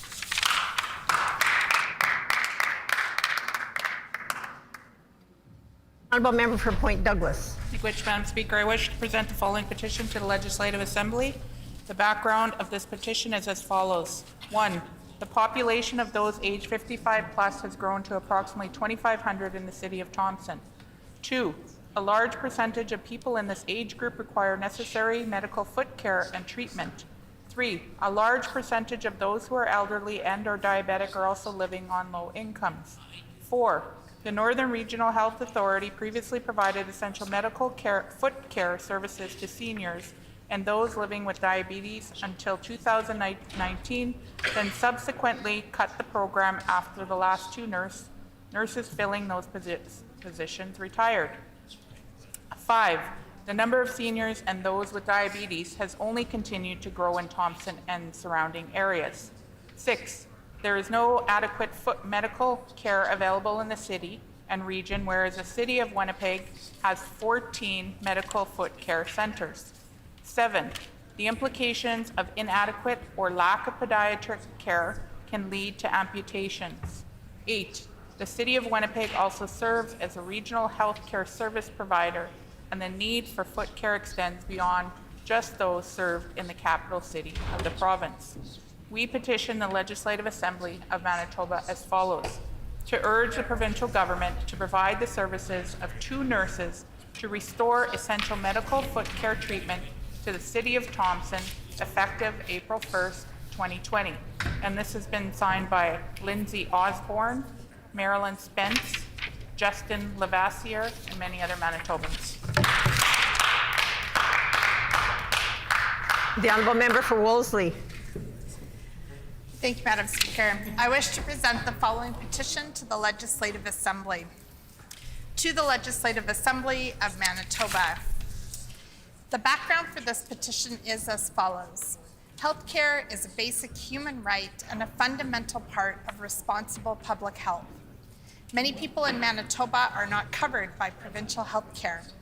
Migrant workers with work permits of less than 1 year, international students, and those undocumented residents who have lost their status for a variety of reasons. Private health insurance is not a substitute for public health insurance. Private insurance plans available to most migrant and international students are paid for by the worker or the student. They do not provide coverage for all of the potential health needs covered by public health coverage. Individuals are required to pay up front for health expenses without a guarantee that they will be covered and wait for weeks for reimbursement. Racialized people and communities are disproportionately affected by the pandemic, mainly due to the social and economic conditions which leave them vulnerable while performing essential work in a variety of industries in Manitoba. Without adequate health care coverage, if they are ill, many of those without provincial health coverage will avoid seeking health care to fear of being charged for the care, and some will fear possible detention and deportation if their immigration status is reported to the authorities. According to the United Nations Human Rights Committee, denying essential health care to undocumented irregular migrants is a violation of their rights. Jurisdictions across Canada and the world have adopted access without fear policies to prevent sharing personal health information or immigration status with immigration authorities, and to give uninsured residents the confidence to access health care. The pandemic has clearly identified the need for everyone in Manitoba to have access to public health care to protect the health and safety of all who live in the province. we petition the Legislative Assembly of Manitoba as follows. To urge the provincial government to immediately provide comprehensive and free public health care coverage to all residents of Manitoba, regardless of immigration status, including refugee claimants, migrant workers, international students, dependent children of temporary residents, and undocumented residents. To urge the Minister of Health and Seniors Care to undertake a multilingual communication campaign to provide information on expanded coverage to all affected residents. To urge the Minister of Health and Seniors Care to inform all healthcare institutions and providers of expanded coverage for those without public health insurance and the details on how necessary policy and protocol changes will be implemented. To urge the Minister of Health and Seniors Care to create and enforce strict confidentiality policies and provide staff with training to protect the safety of residents with precarious immigration status and ensure they can access public health care without jeopardizing their ability to remain in Canada. This has been signed by Maureen Keelan, Lorena Martinez, and Boujar Hashani, and many other Manitobans. The Honourable Member for Flin Flon. Thank you, Madam Speaker. I wish to present the following petition to the Legislative Assembly of Manitoba. The background of this petition is as follows. Number one, the population of those aged 55 plus has grown to approximately 2,500 in the city of Thompson. Number two, a large percentage of people in this age group require necessary medical foot care and treatment. Number three, a large percentage of those who are elderly and/or diabetic are also living on low incomes. Number four, the Northern Regional Health Authority, NRHA, previously provided essential medical foot care services to seniors and those living with diabetes until 2019, then subsequently cut the program after the last two nurses filling those positions retired. Number five, the number of seniors and those with diabetes has only continued to grow in Thompson and surrounding areas. Number six, there is no adequate medical foot care available in the city and region, whereas the city of Winnipeg has 14 medical foot care centers. Number seven, the implications of inadequate or lack of podiatric care can lead to amputations. Number eight, the city of Thompson also serves as a regional health care service provider, and the need for foot care extends beyond just those served in the capital city of the province. We petition the Legislative Assembly of Manitoba as follows: to urge the provincial government to provide the services of two nurses to restore essential medical foot care treatment to the city of Thompson effective April 1, 2022. And this petition, Madam Speaker, has been signed by many Manitobans. The Honourable Member for St. John's. I wish to present the following petition to the Legislative Assembly. The background of this petition is as follows. One, the population of those aged 55 plus has grown to approximately 2,500 in the city of Thompson. Two, a large percentage of people in this age group require necessary medical foot care and treatment. Three, a large percentage of those who are elderly and/or diabetic are also living on low incomes. Four, the Northern Regional Health Authority, NRHA, previously provided essential medical foot care services to seniors and those living with diabetes until 2019, then subsequently cut the program after the last two nurses filling those positions retired. Five, the number of seniors and those with diabetes has only continued to grow in Thompson and surrounding areas. Six, there is no adequate medical care available in the city and region, whereas the city of Winnipeg has 14 medical foot care centers. 7, the implications of inadequate or lack of pediatric care can lead to amputations. 8, the City of Thompson also serves as a regional healthcare service provider, and the need for foot care extends beyond just those served in the capital city of the province.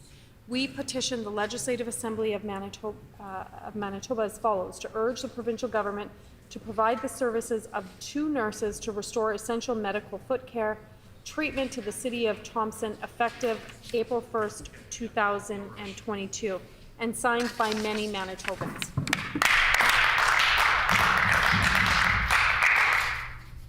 The Honourable Member for Concordia. Thank you very much, Madam Speaker, and I present the following petition to the Legislative Assembly. The background to this petition is as follows. Number 1, the population of those aged 55 plus has grown to approximately 2,500 in the City of Thompson. Number 2, a large percentage of people in this age group require necessary medical foot care and treatment. Number 3, a large percentage of those who are elderly and/or diabetic are also living on low incomes.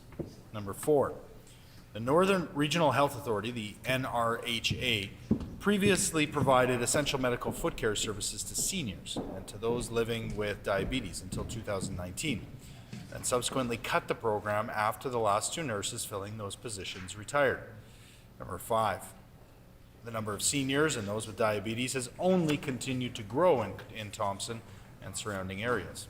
Number 6, there is no adequate medical care available in the city and region, whereas the City of Winnipeg has 14 medical foot care centers. Number 7, the implications of inadequate or lack of pediatric care can lead to amputations. Number 8, the City of Thompson also serves as a regional healthcare service provider, and the need for foot care extends beyond just those served in the capital city of the province.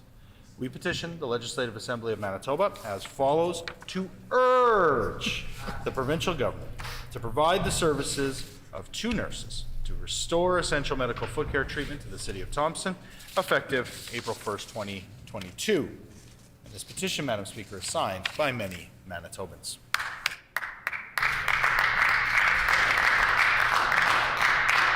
Grievances. Orders of the day, government business. The Honourable Government House Leader. Thank you, Madam Speaker. Could you please call this afternoon second reading on Bill number 32, and then resume second reading on Bill number 8, then second reading on Bill 23, and second reading on Bill 33. It has been announced that the House will consider second reading of Bill 32, debate on second reading Bill 8, and second readings of Bill 23 and Bill 33. I will therefore call second reading of Bill 32, Bill 32, the Victims' Bill of Rights Amendment Act. The Honourable Minister of Justice. Thank you, Madam Speaker. I move, seconded by the Minister of Education, that Bill number 32, the Victims' Bill of Rights Amendment Act, be now read a second time and referred to a committee of this House. His Honor, the Administrator, has been advised of the bill, and I table the message.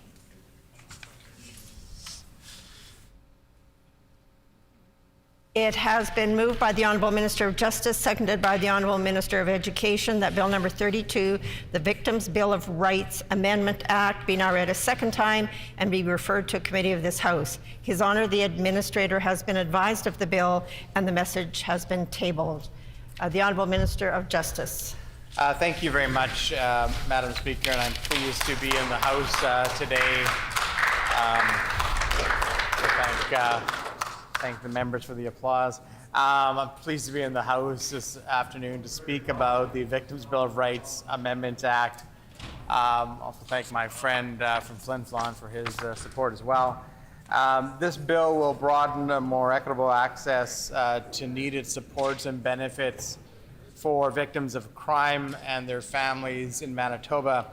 It aligns with the goals of the criminal justice modernization strategy by taking into account the root causes of offending and victimization, and supports the ongoing work of reconciliation in the justice system. The bill has received the support after consultation of number of Indigenous leaders as well as victims groups and victims advocates. It'll remove barriers in the legislation that currently prevent compensation for victims of crime through the program from creating policy to allow family members, specifically a spouse or common law partner, parent, child, or sibling of a deceased victim to be eligible for benefits, even if the deceased victim had a past criminal history.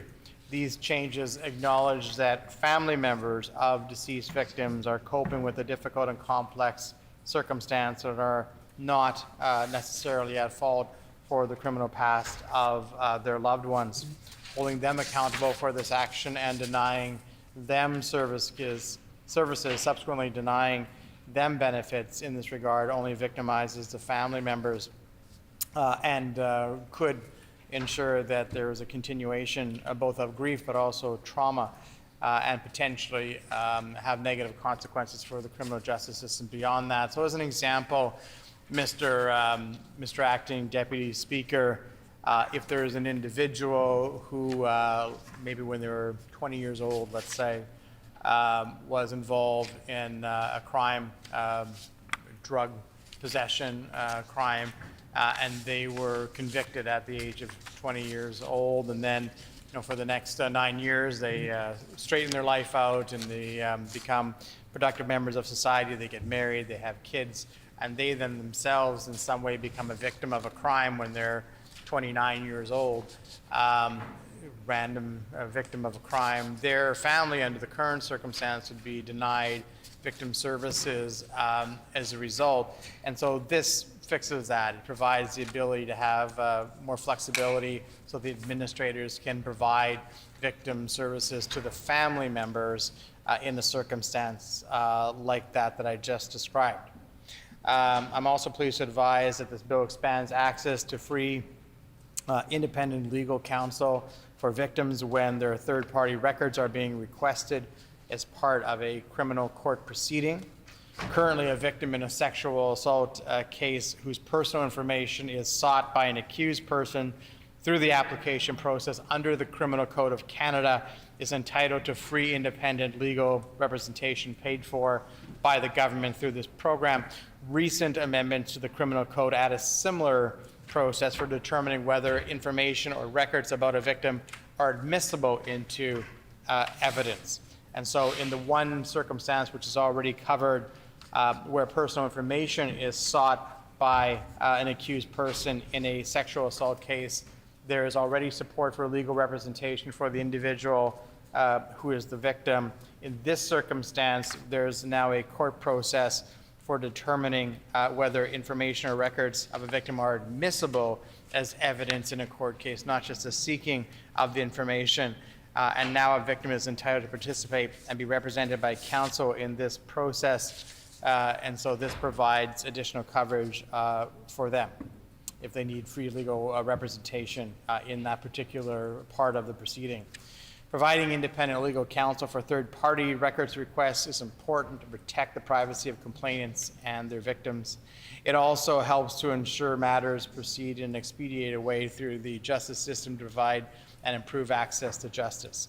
I am pleased to be able to bring forward these changes to the Victim Services Program. It is a program that I know existed under the former government as well, and that I think Manitobans generally see as important. For many, many years, the criminal justice system was very much a one-sided discussion. Essentially, all of the discussion, and some would say much of the support, went to the individual who was accused of a crime, and the voices of victims were really lost within that system. And often the victims themselves felt lost in that system.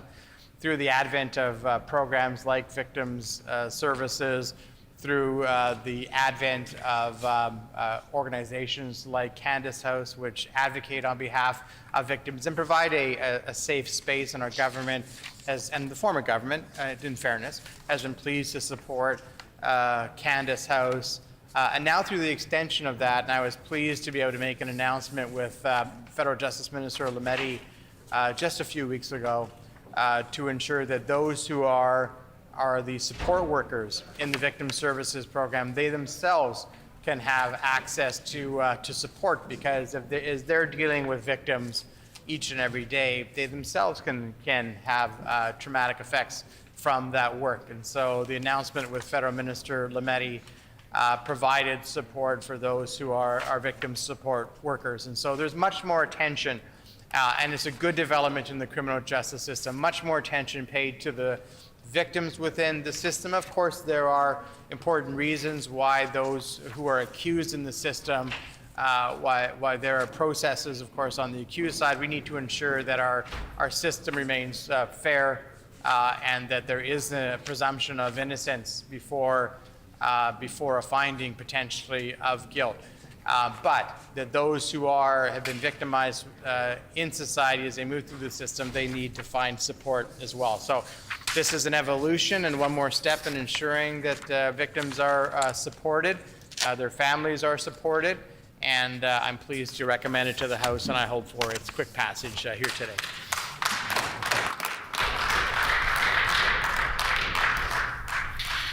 A question period of up to 15 minutes will be held. Questions may be addressed to the minister by any member in the following sequence. First question by the official opposition critic or designate. Subsequent questions asked by critics or designates from other recognized opposition parties. Subsequent questions asked by each independent member. Remaining questions asked by any opposition members, and no question or answer shall exceed 45 seconds. The honourable member for Flin Flon. Well, thank you, Mr. Deputy Speaker. And we do obviously have some questions that hopefully the minister can answer for us. So first off, there's a list of serious offenses called designated offensive, which are established by the Act, and they're set out in a regulation. Does the minister intend to update or change any of those designated offenses? The Honourable Minister of Justice. You know, it's a good question from my friend from Flin Flon. And we, of course, are always looking at the different offenses which provide a barrier from an individual from being able to access victim services. This Act doesn't contemplate a broader sort of review of the barriers, but in particular here, it does allow those individuals who are family members of a victim who previously had an instance with law enforcement and a certain conviction from the family members able to continue to or to now get victim support. But on the broader question of those offenses that might be considered a bar, that's always being looked at. The Honourable Member for River Heights. Yeah, I wonder if the minister, just for the record, would put on the record the prescribed offenses. In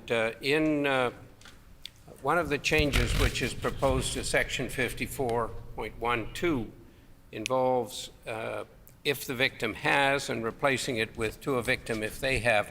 Is this change made solely to allow compensation to the victim's family, or will it also allow a lawyer to cross-examine a victim about their past?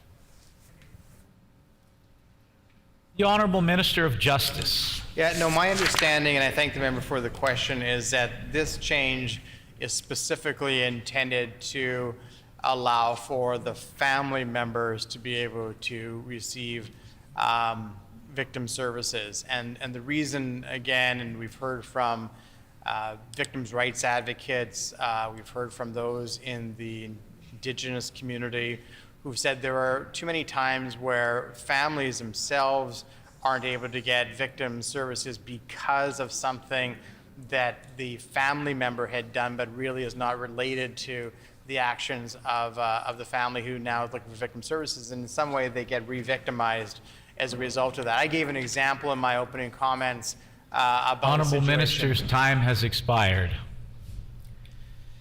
The Honourable Member for Kiiwetinoong. Thank you, Mr. Deputy Speaker.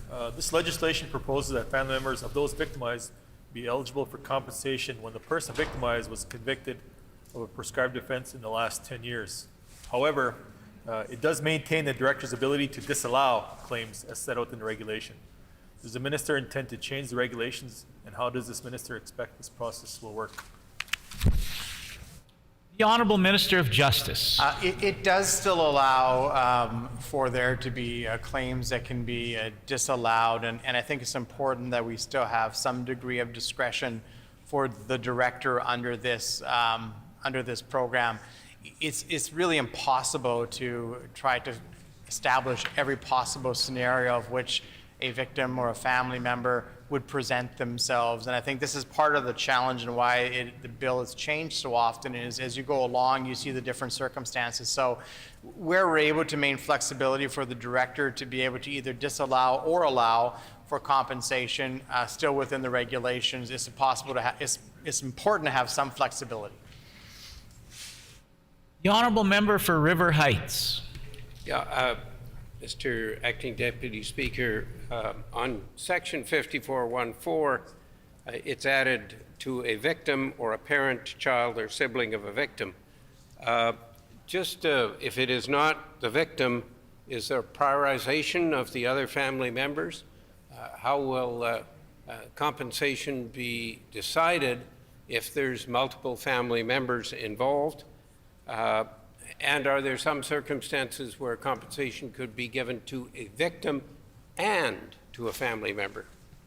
The Honourable Minister of Justice. So my understanding is that the legislation doesn't change things for a victim who's been involved with a criminal past, but it changes the eligibility for the family of the victim. And so who the member asked the question about the determination of compensation. There's a lot of ways compensation is determined. It's not always by a straight formula, and I know that the director does their best to try to ensure that the needs of victims and their families where they're eligible are able to be met, whether that is, for funeral costs at times, whether that is for counseling or a variety of other services that The Honourable Minister's time has expired.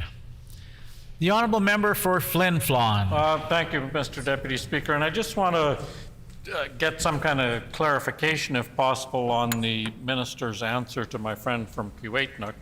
If the director has the ability to disallow claims as set out in a regulation, can the minister maybe give us an idea of some kind of criteria that would be in place that the director can use to start making those decisions? And can the minister explain what the appeal process would be if somebody disagrees with the director's decision? The Honourable Minister of Justice. Yeah, I thank the member for the question, and I think it's a well-intended question. It probably gets too far away from legislation and more into how things are operationalized at an official level when the director is exercising their discretion in terms of the amounts and how to distribute funds under the victim services. However, because I do think it's an important question, I will take the question as notice and give some examples at committee in terms of how they apply their discretion. The Honourable Member for River Heights. The approach to a victim in a sexual assault case, the words sexual assault are used, but can this include sexual harassment? How broad or narrow would be the definition of sexual assault? The Honourable Minister of Justice. I can provide, the various sections under the criminal code that are applied. I suspect that it's a number of different sections as it relates to sexual offenses, and that's a wide suite of offenses as defined in the criminal code. But the salient point is that this is to ensure that those who are either having their records accessed and they've been a victim of a sexual offense, or they are that those records are being asked to be entered into evidence in a case, they can have free legal advice, but I can determine the wide range of suite of offenses as pertain to the criminal code and provide the sections to the member. The Honourable Member for Kiiwetinoong. Thank you, Mr. Deputy Speaker. As a result of the changes made about by this piece of legislation in this bill, how many more applicants does the minister anticipate will now be eligible, and how much additional compensation might be provided? The Honourable Minister of Justice. I don't think that we know the exact answer. There clearly will be more. My understanding in speaking to those within the community and victim services is that there are several cases a year which arise, although not in the hundreds, but there are several cases a year that arise where an individual's family might be disqualified from receiving victim services because of the past history of the victim of crime. And so there will be some degree of financial cost, but it'll be small in the context of the program as a whole. The Honourable Member for River Heights. Yeah, I want to return to one of the points that was discussed a little bit earlier on. And the issue that compensation payable can be reduced or denied. I wonder if the minister can give examples of instances where the payment to compensation might be reduced or denied. The Honourable Minister of Justice. Well, and I think that the member's probably focusing on only one side of the equation. Of course, there are situations, I think, because it allows for policy to be created so that the discretion can be used by the director, but might also allow for increased compensation. So as I committed to one of the members of the official opposition, will provide some examples in committee of places where discretion can be applied to also potentially increase compensation to victims. The Honourable Member for Flin Flon. Thank you, Mr. Deputy Speaker. So we know that for the last several years, compensation for victims of crime has been underspent by hundreds of thousands of dollars. Can the minister explain why that is and why those funds haven't been allocated? The Honourable Minister of Justice. So it's not that the funds are not available at any given time, and it's not quite like a lot of areas of government where it is needs and demand driven. So it requires obviously individuals to apply. It requires the and won't be the same every year. Of course, there are some situations in some years which are exceptional and some which aren't. So there can be a lot of reasons why there is variation in terms of the program, but I can assure the member that it is always the intention of the program to have the funds available when needed and where an individual qualifies. The Honourable Member for River Heights. Yeah, I'm just come back to this actions of denying or reducing the amount of compensation. The reactions of victims of crime can be one, crying, upset. The other can be anger, and I'm just concerned that there would be quite different reactions. Much more compensation to somebody who is crying and upset, and much less to somebody who is angry. I just want to get on the record how the minister would approach this. The Honourable Minister of Justice. So the member will know that I'm not, as Minister of Justice, bringing in victims and then allocating money from the desk of the office of the Minister of Justice. There are policies that are put in place and officials who operationalize that. I'm sure that it's not done based on an emotive response or emotional response, but the member should know that if he's concerned about denial of claims, this bill expands the ability. It doesn't make it harder to get victims services funds. It makes it easier in certain circumstances. So this bill is all about increasing the flexibility, providing more opportunity, not less. The Honourable Member for Kiiwetinoong. Thank you, Mr. Deputy Speaker. Further to the member for Flin Flon's question about the underspending, the actual expenditures for victims of crime was $2.8 million in 2016, 2017. Last year was in 2020, 2021, it was $2.6 million, which was a reduction of actual expenditures. And the minister referred to making it easier and barriers. Can he explain why, in fact, that reduction happened?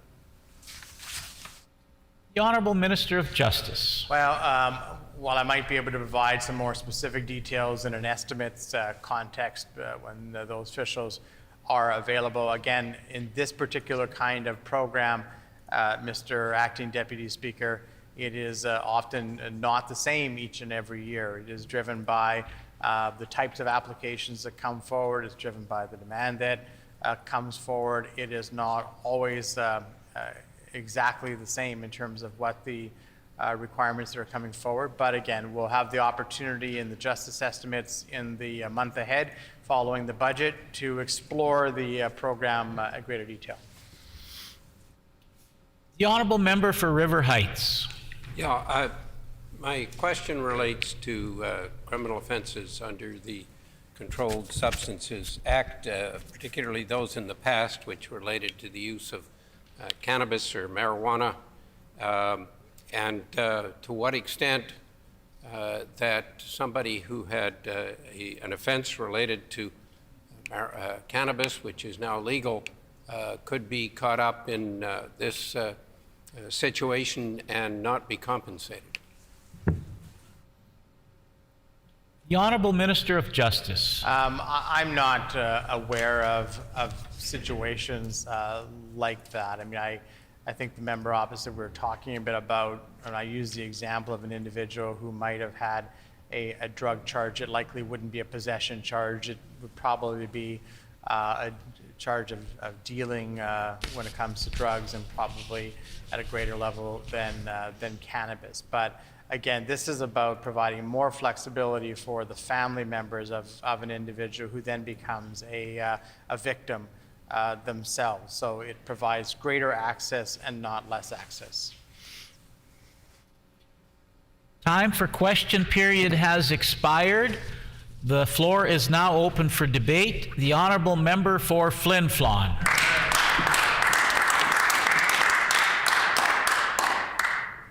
Well, thank you, Mr. Deputy Speaker, and I'm sure that other members can probably speak more eloquently to some of the changes that have been expressed in this bill than what I can, but there are a few things that I'd like to hopefully address.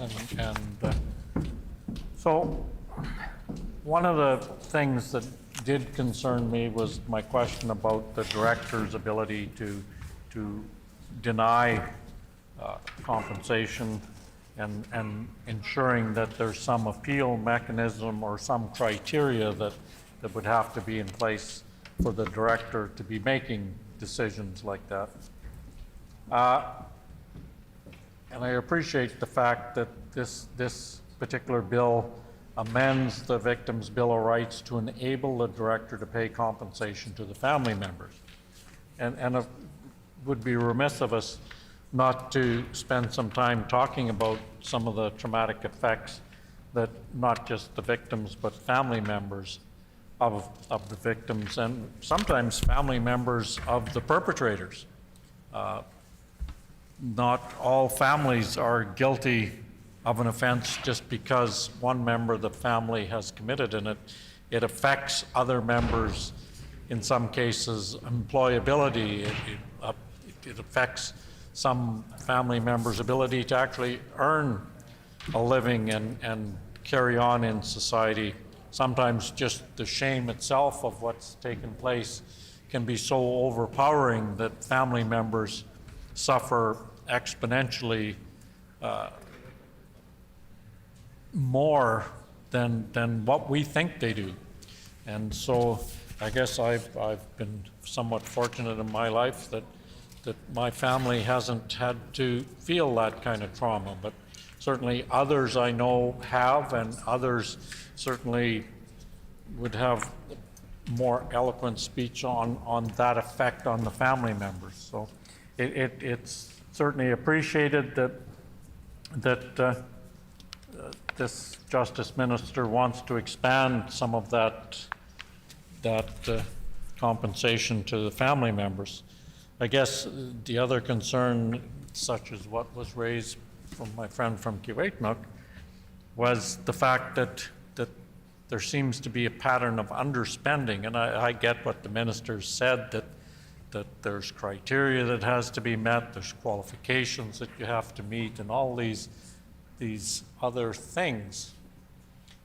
But it certainly seems in this province we have no shortage of victims of crime. We have no shortage of people that have suffered the ill effects of that kind of crime. So I don't know that the minister's answer really satisfies the question. The question should, of course, be that fund doesn't get underspent because there are so many people in need of what that whole program is supposed to supply to them. And to leave it short-handed or short-funded, I guess, is problematic, to say the least.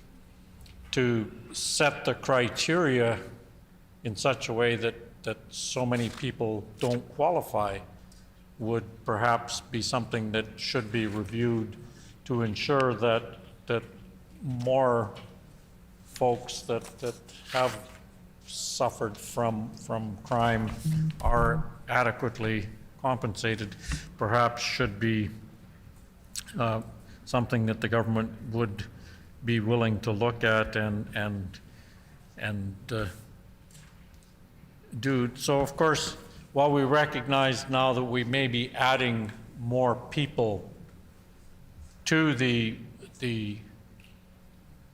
compensation that's out there for victims of crime when we start adding family members, one would have to hope that the funding for that program would also be increased to recognize the fact that there may very well be exponentially more people that should be compensated for that. To leave the funding where it is and merely spend the amount that should have been spent but wasn't already, I'm sure the minister would agree, isn't the right answer. So we need to make sure that funding is in place and properly accessed, properly able to do what the intent of the bill is, which is to compensate folks. You know, I've left thinking about a recent case where a young fellow working at a beer vendor was murdered. Workers' compensation doesn't really address the issue. It provides some very limited funding for burial costs and whatnot, but if that young individual, which I'm told that he was partially supporting his family. So now that family support isn't there.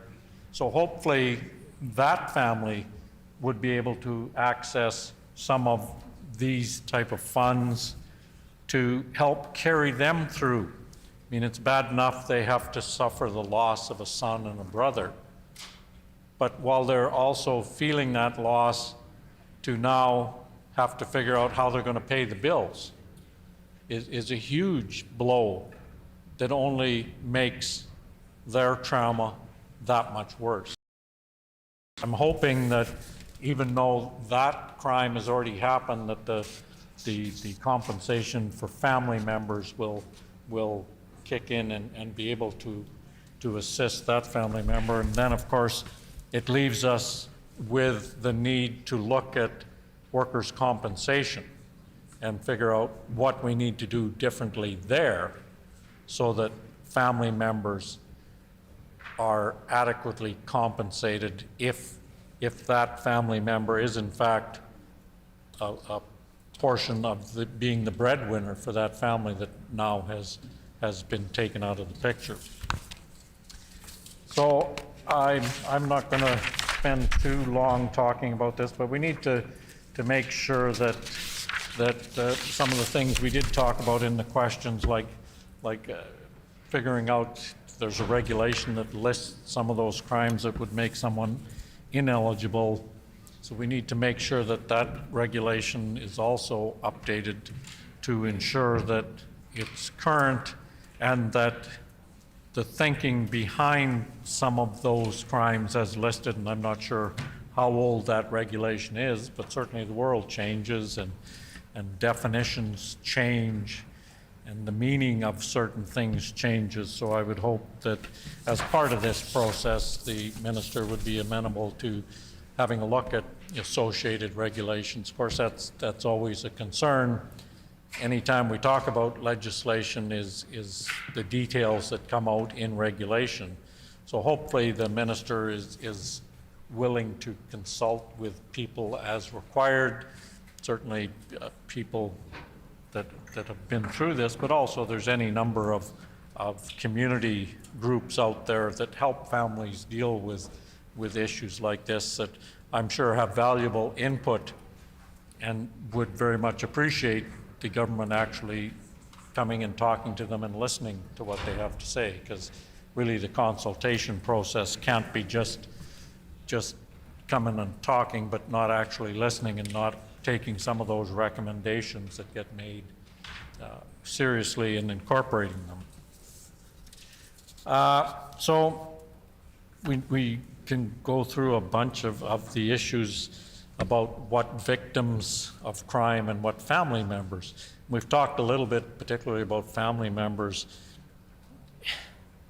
It's not just the physical that we need to be concerned. It's the mental and it's the ongoing mental issues, the PTSD. Imagine someone whose son or daughter has to work late at night, and they have a couple of kids that have to do that because that's what the jobs are. Now imagine, Mr. Deputy Speaker, one of those kids gets killed, seriously hurt, robbed, beaten, raped, whatever the case may be. Imagine the anguish that family has to go through every night when one more of their children has to go out and face the same reality. So hopefully, and I mean, this bill may not be able to, at the end of the day, address those issues specifically, but perhaps if there's funding available, then some of those family members may be able to get other employment or get employment in a safer environment that will help not just them, but help the rest of the family be able to move on, to feel less trauma every day of the week. So those are some of the things that need to be addressed. And of course, when it comes to things like robbery, if victims have money stolen, that money may very well be what puts food on the table and pays the bills, keeps the lights on and all those things. So one would hope that the process of accessing these funds isn't so onerous and time-consuming that by the time they're actually deemed to be able to access some of these funds, that it's too little too late, that the lights have been shut off, the rent hasn't been paid, and they've been evicted. So it's about timeliness as well as not just the amount, but ensuring that those kind of things can help families, help victims of crime and families when they actually need the help, not necessarily months or years down the road. One of the things that perhaps this bill doesn't really address, but we'd be remiss in not talking about, is how, or some of the issues that have led to increases in crime. And of course, the big issue around that is poverty. And we'd be remiss if we didn't point out this government's failures in trying to address some of those issues. In fact, many of the policies and laws that they brought in have merely made those problems so much worse. They've created more poverty, created more poor people that are less able to feed themselves and their families, which then, of course, leads to more crime. And unfortunately, one of the other sad side effects of poverty is drug and alcohol abuse. People that have no hope sometimes do things that aren't in their best interests. And we need to try and address some of those issues so that people know that maybe there's a possibility that they can actually get out of poverty. But again, I would suggest that this government and a lot of the things that they've put in place have done the complete opposite. So we need to make sure that we're always addressing those social determinants of all of these, whether it's health issues, whether it's crime issues. A lot of those issues are directly related to income, to people's ability to have the type of life that they should have in this province, that they can have in this province. But we need to make sure the things are in place to do that. We need to look at what this government has failed to do by failing to build one single unit of social and affordable housing. How many more homeless people? And we see that every day in Winnipeg, but we're also seeing that in other communities. While there always was a small number of folks in Flin Flon that were homeless, that number has grown dramatically in the last few years as affordable housing has disappeared from the picture, as jobs have bled from the north and continue to. I mean, when I look at my own city that has lost hundreds of jobs already in the very near future, by June of this year, there'll be another 250 people, 250 families that no longer have an income. Some of those folks are going to be unable to procure another job simply because of age and economic circumstance, educational circumstance. So they may very well land up on the streets trying to find a way to feed their family, and unfortunately they may make the wrong decisions at some point in time. I hope not, but certainly that seems to be one of the things that leads folks down that path. So I would really encourage the government to look at not just issues in the city, not just issues in the south, but let's really expand that horizon and look at what a government can do to assist folks that are struggling in the north. We have housing units that are owned by Manitoba Housing that are sitting empty, forcing people to live on the street. There's multiple empty housing units in Flin Flon that the government could in fact look at using for short-term housing or even long-term housing for folks that lessens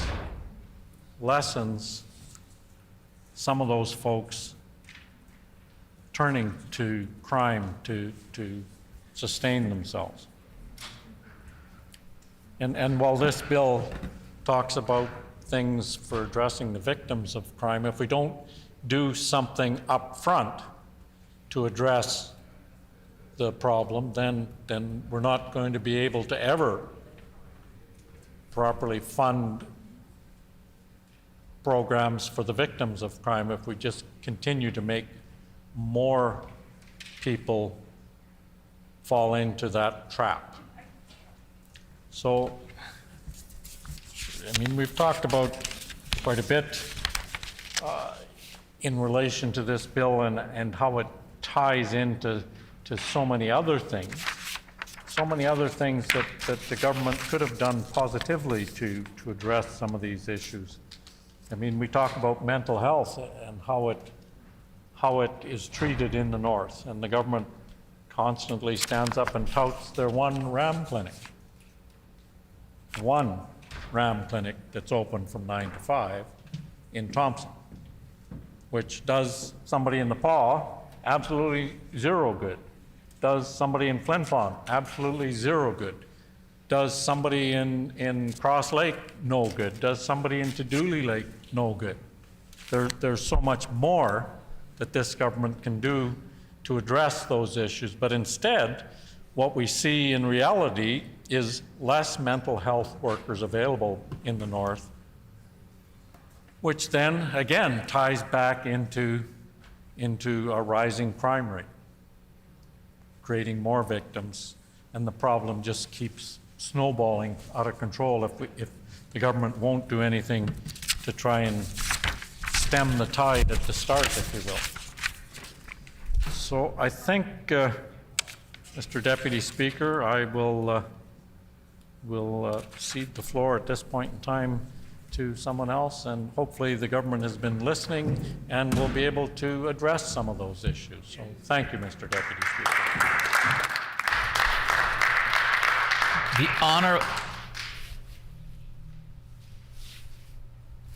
The honourable member for Portage La Prairie.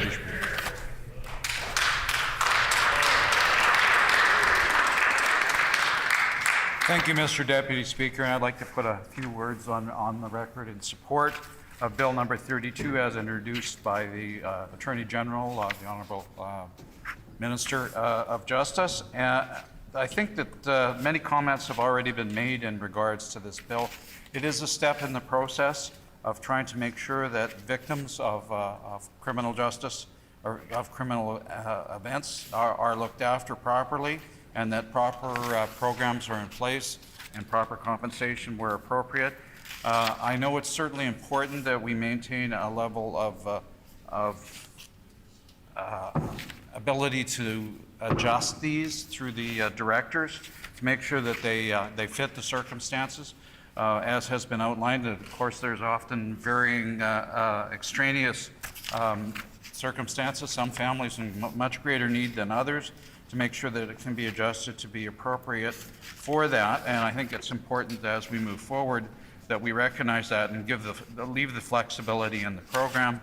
Some of that, of course, would be covered a little bit under the regulations as well. It is also important that legal advice be available to victims in this process as necessary, to make sure that they have the proper advice and make sure that as they move forward that they're not victimized again during the legal process, which certainly does seem to be a risk in some particular court cases, that they are victimized again and again, and we want to make sure that that simply doesn't happen. And this is consistent really with the goals of criminal justice modernization strategy as we move forward.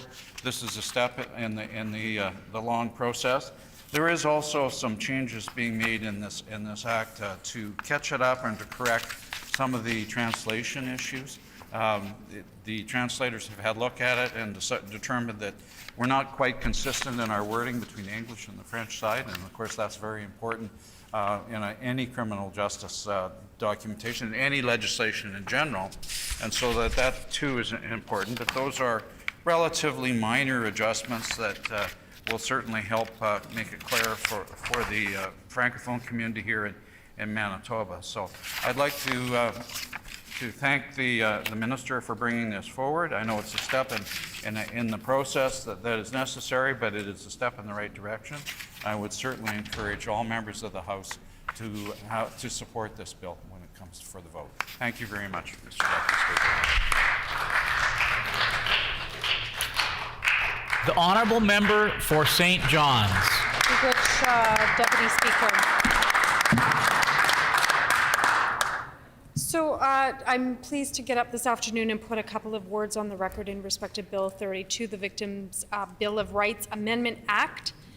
As has been stated, this bill amends the Victims' Bill of Rights Act to enable the director to pay compensation to the family members of a victim despite a victim's conviction of certain offenses. And currently, family members are ineligible if the victim's criminal record includes a conviction for any one of those offenses. And so, I think the member previous just said it, that, it's good to see that there's some movement to kind of modernize and reflect the realities that Manitobans go through, including Manitobans who have previously come into contact with the law and have a conviction, but have, done their time, or whatever language we want to employ in respect to that.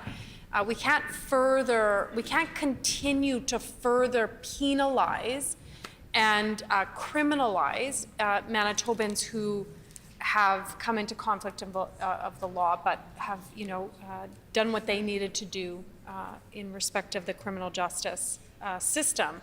So we are, I think that this is a good move in respect of modernizing the Victim Bill of Rights and ensuring that all Manitobans have access to victim services. And, I want to share with the House, when we're talking about kind of like modernizing victim services here in the province, there's always lots of work to be done. There's always more work to be done so that we are, those services that are supposed to benefit Manitobans can be more robust and more comprehensive. And certainly I would submit to the House that this is one change that will do that. But I want to share with the House another change that occurred under the NDP when we were in government. For many, many years, there were concerns and criticisms coming from the Indigenous community in respect of accessing victim services.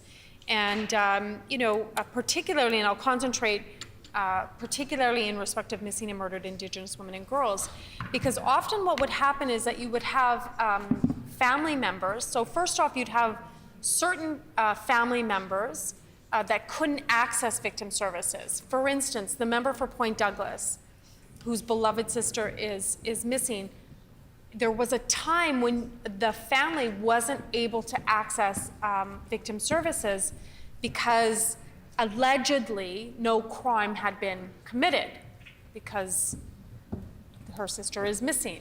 And then there were changes made under the NDP to ensure that if you were a family and you had a loved one who's missing, that you were able to access those victim services. So, what are some of the victim services that we're describing? For one, counseling, right? You weren't able to access those counseling services. That change under the NDP ensured that, MMIWG 2S families here in Manitoba, if they had a loved one that is missing, they would be able to access those services. So that was one concern and one criticism that was brought forward to the NDP, and the NDP acted on that. And that was brought forward by MMIWG families, by the way, Deputy Speaker.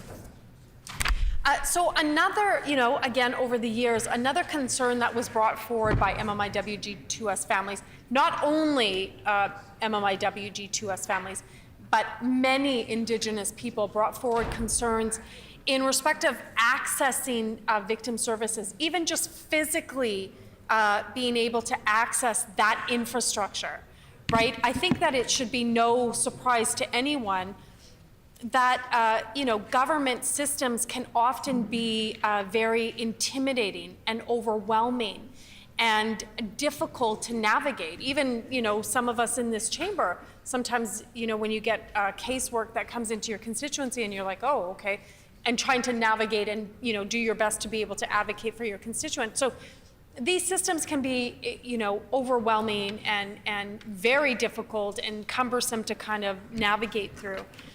And again, that was a concern that was brought forward by the Indigenous community, but particularly MMIWG2S. And those concerns were once again, brought forward to the NDP government. And unlike members opposite, we listened. And so we effected change, Deputy Speaker. And one of the change came specifically in respect of families of missing and murdered Indigenous women and girls and Two-Spirited. Families said that they didn't feel safe. In some cases, maybe not welcomed, or they were just too intimidated to physically go into victim services building to be able to meet with victim services workers and all of that. And so what the NDP did was established Medicine Bear. And so Medicine Bear operates out of Gunny-Gunitsik, which is on McDermott. And so Gunny-Gunitsik is an Indigenous service agency. In my mind, one of the best across Canada. They do phenomenal work and really set the bar on the way that service agencies, service organizations, social development organizations must be working with Indigenous peoples. They set the bar across the country.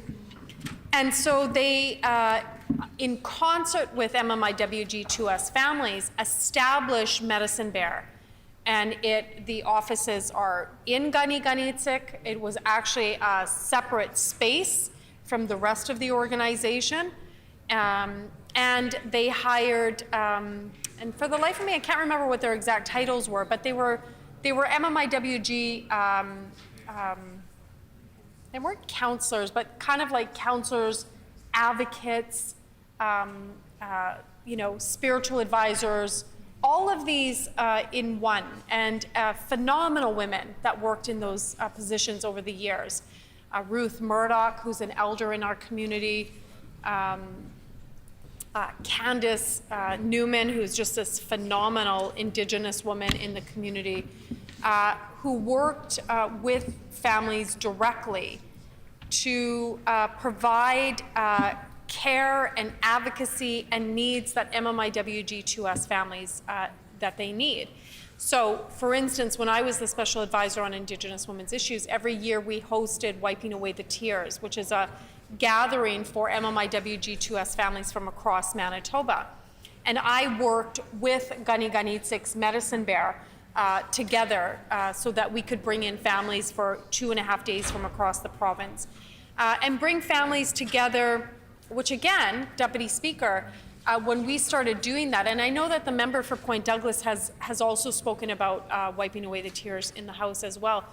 When we started doing that in Manitoba, no other province or territory was doing that work, nowhere across the country. In fact, Saskatchewan only just hosted their first MMIWG2S families gathering in, I guess that would be 2019.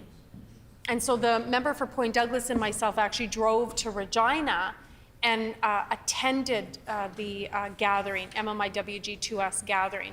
That was the first time that the province had ever done that. Meanwhile, in Manitoba, again, under the NDP, because the NDP cares and listens to families, we have been doing that work since 2008, so significantly longer than Saskatchewan. Well, in 2015, the government of BC hosted their first MMIWG2S families gathering, and they held that gathering in Prince George.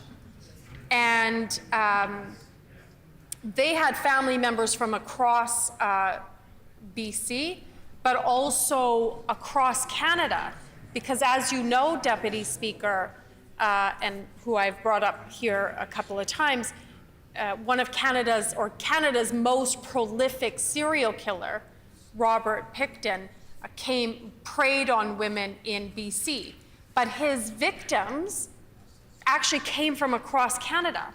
In fact, my reserve, Saugeen First Nation, one of his victims is from my reserve.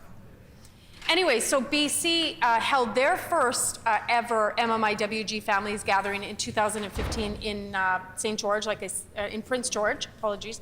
And the member for Point Douglas and I also attended that. We flew out to participate in sharing circles with the families and help facilitate and just show our support for MMIWG families from across the country, which I will say that, our families from across the country are this huge collective of a family, right? Regardless of where we live in our territories, we are part of this family for MMIWG2S. So, I share this history in this chamber because it's an important history. Manitoba, for all the nonsense that the members opposite will try to put up in this chamber about, the dark days of the NDP, none of that is true, Deputy Speaker. Like, the reality is that our government listened. Our government understood the importance of supporting victims, including MMIWG2S. Our government understood that so much that long before any other jurisdictions were doing this work, we were doing this work here in Manitoba. And I'm proud to say that I was a part of all of that work. And in fact, I miss that work. I miss working directly with MMIWG2S. I miss, our Wiping Away the Tears gatherings when we spent, 2.5 days, 3 days together in some instances. And I'll share again, when we're talking about supporting victims, I've introduced a bill in the House previously about ensuring that dollars from proceeds of crime would go directly to victims. I've introduced that bill previously because a lot of Manitobans don't know that there is this pot of dollars that derives itself from proceeds of crime that you can apply to. Organizations that work with victims can apply for those dollars. But at the same time, so can police. Policing institutions can also apply to those dollars.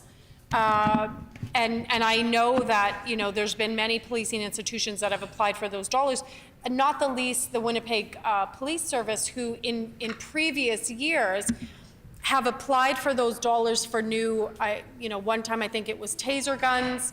When those came on as part of their general duty, they applied for dollars for new bulletproof vests. And so what my bill is doing is saying, those proceeds of crime, the money that's coming into that special pot of dollars, it should solely go to victims because it derives itself from the profit of crime.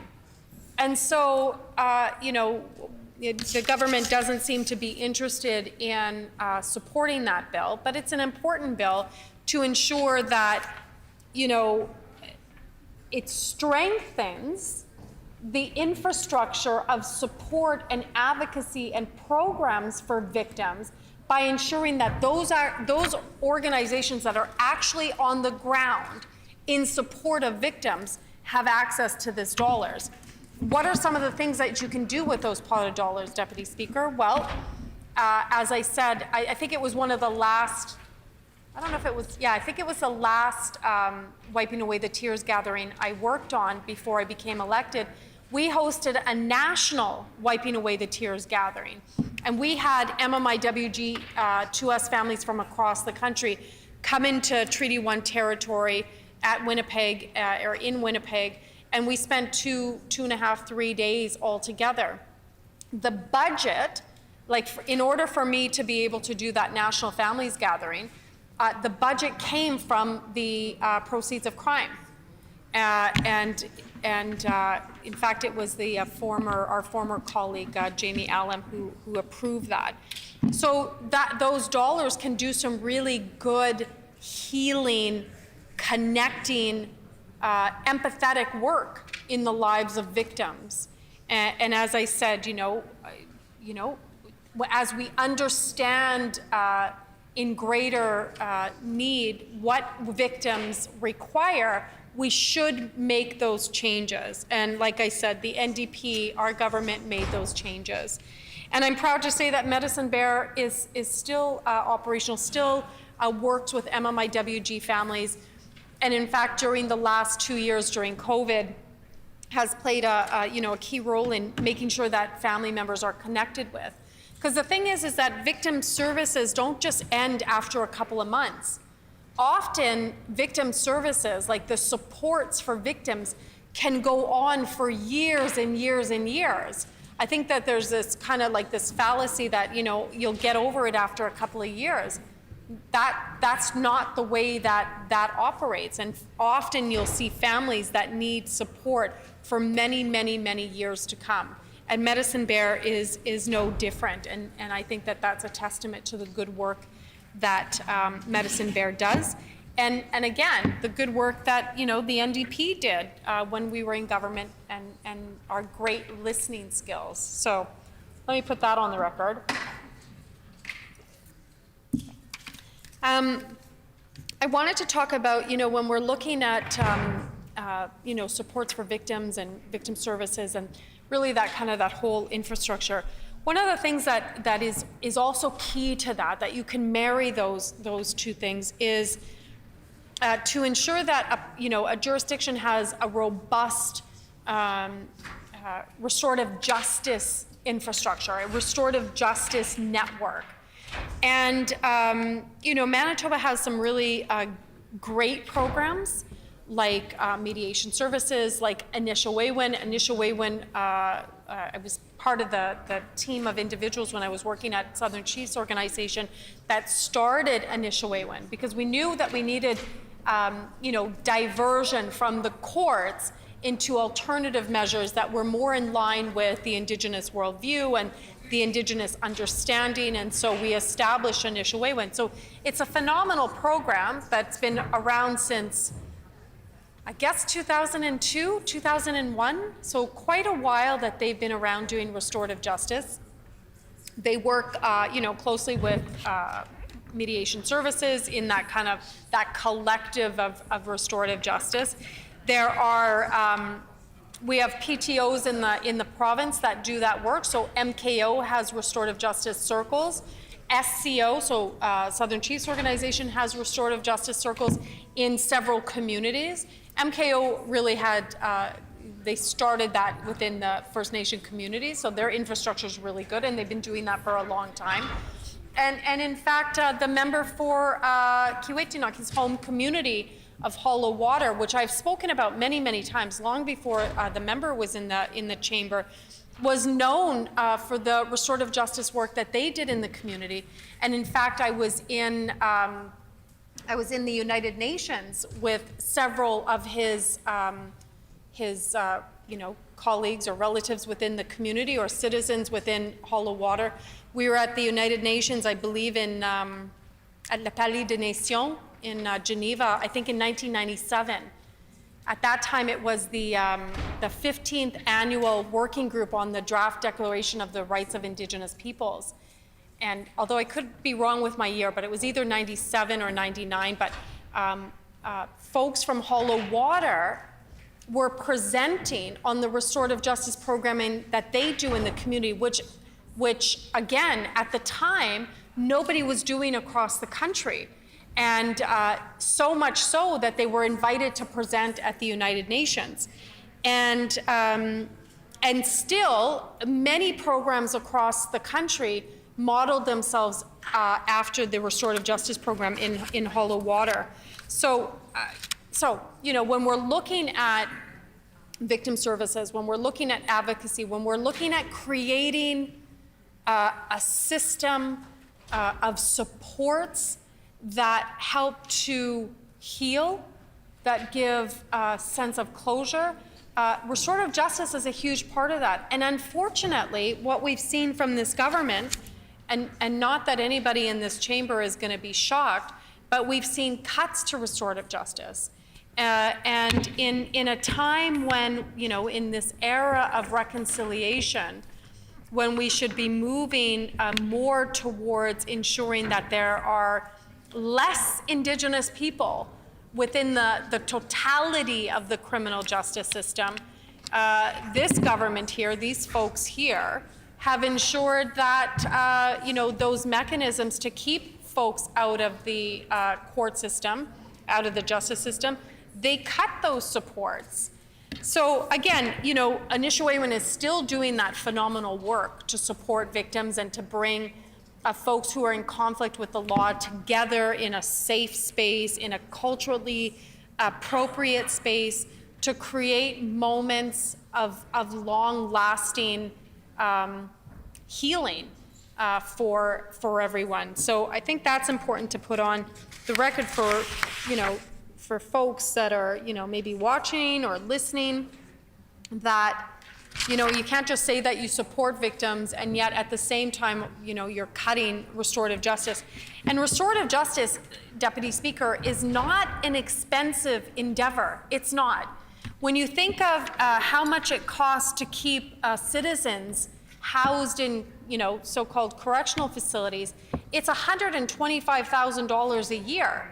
Maybe they were able to get those costs down because if, you know, and I'm sure the Justice Minister will remember that they got rid of milk. Remember? Yeah, you guys got rid of milk. So now citizens have to have like powdered milk, right?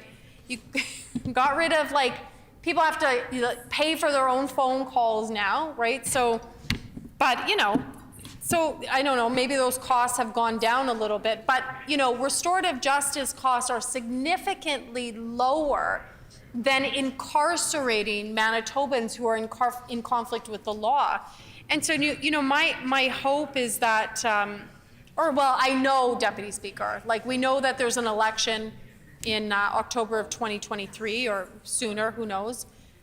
You know, and certainly I know that on this side of the House that we are committed to restorative justice. We're committed to those mechanisms that ensure there is equity in the justice system, and equity in a sense that can foster that forgiveness and foster that healing among individuals. And restorative justice is a big part of that.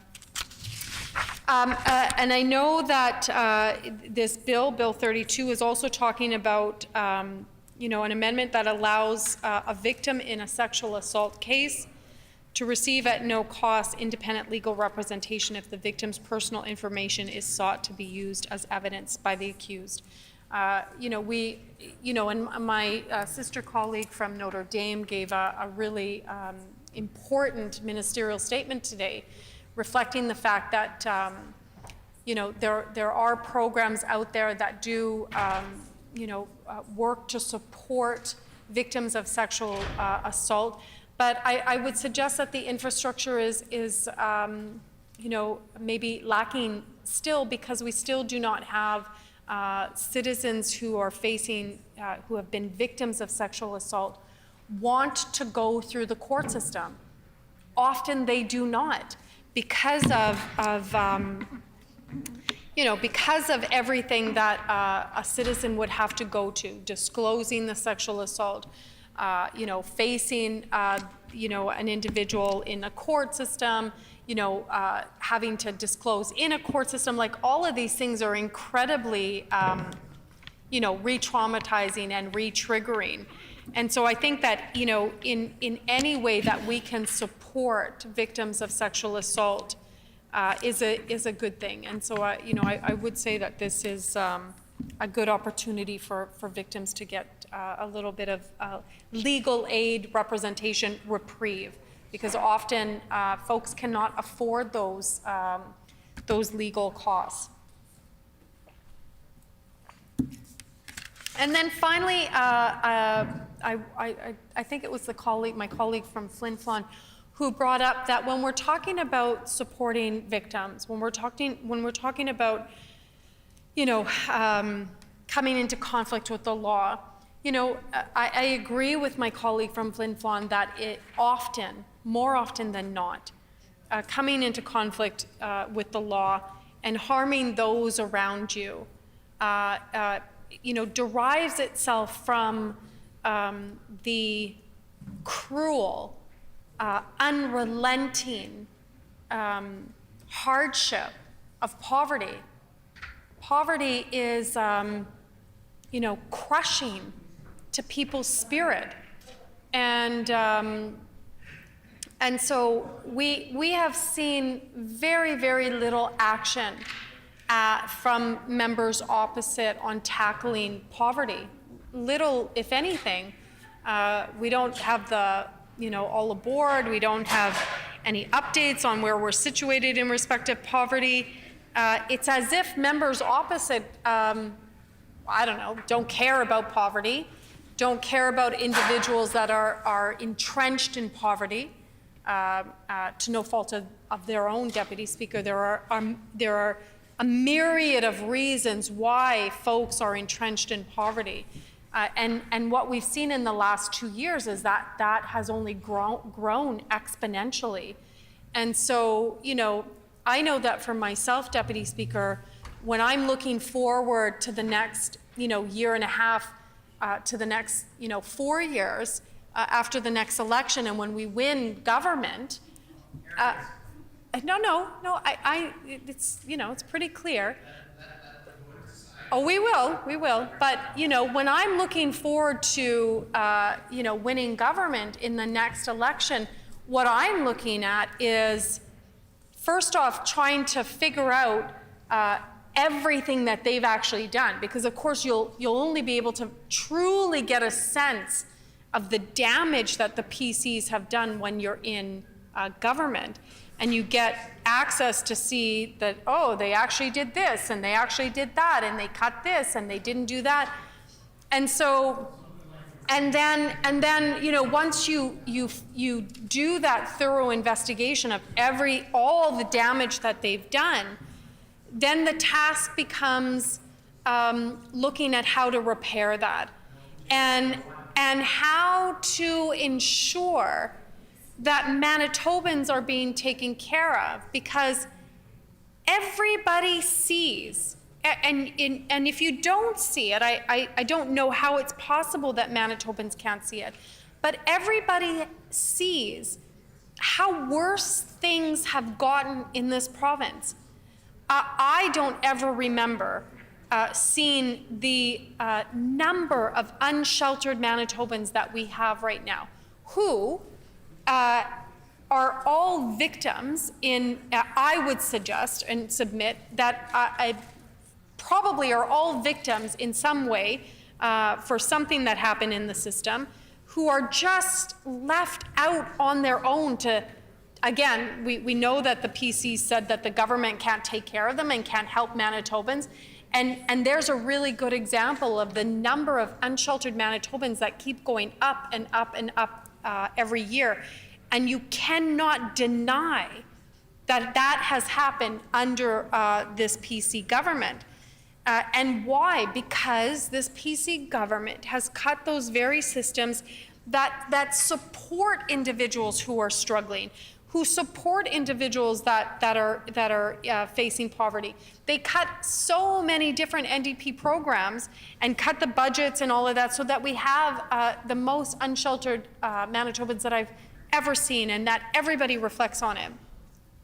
Or the amount of Manitobans that are struggling, you know, in respect of, you know, precarious work, or trying to make a life for themselves with the little piddly amounts of sense that the PCs have given in the last 6 years since they got elected. And so when I look forward, and, you know, we're trying to, you know, create a system and an infrastructure that supports victims, you can't divorce yourself from looking at the impact of, you know, cutting social housing, as the members have done.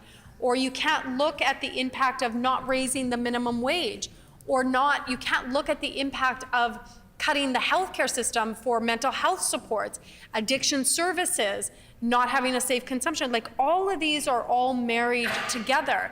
And so the task that we will have is daunting, but our team is up to the challenge. We're looking forward to serving Manitobans in the best way, and putting the best interest of Manitobans forward before, you know, unlike what the PCs do and put the best interests of their friends before anybody else. You know, we're looking forward to doing the opposite, and we're looking forward to tackling the issue of poverty and how that impacts on The creating member's time victims. has expired. The honourable member for River Heights. Madam Speaker, I speak to Bill 32, the Victims of Crime Amendment Act. First of all, it's a positive step forward to be able to provide family members of the victims with support and with compensation. Manitoba Liberals will support this bill. We also see it as positive that there's an expansion of conditions for legal aid help for victims of sexual assaults, to help protect their personal information and personal privacy, and make sure they're well represented in court cases.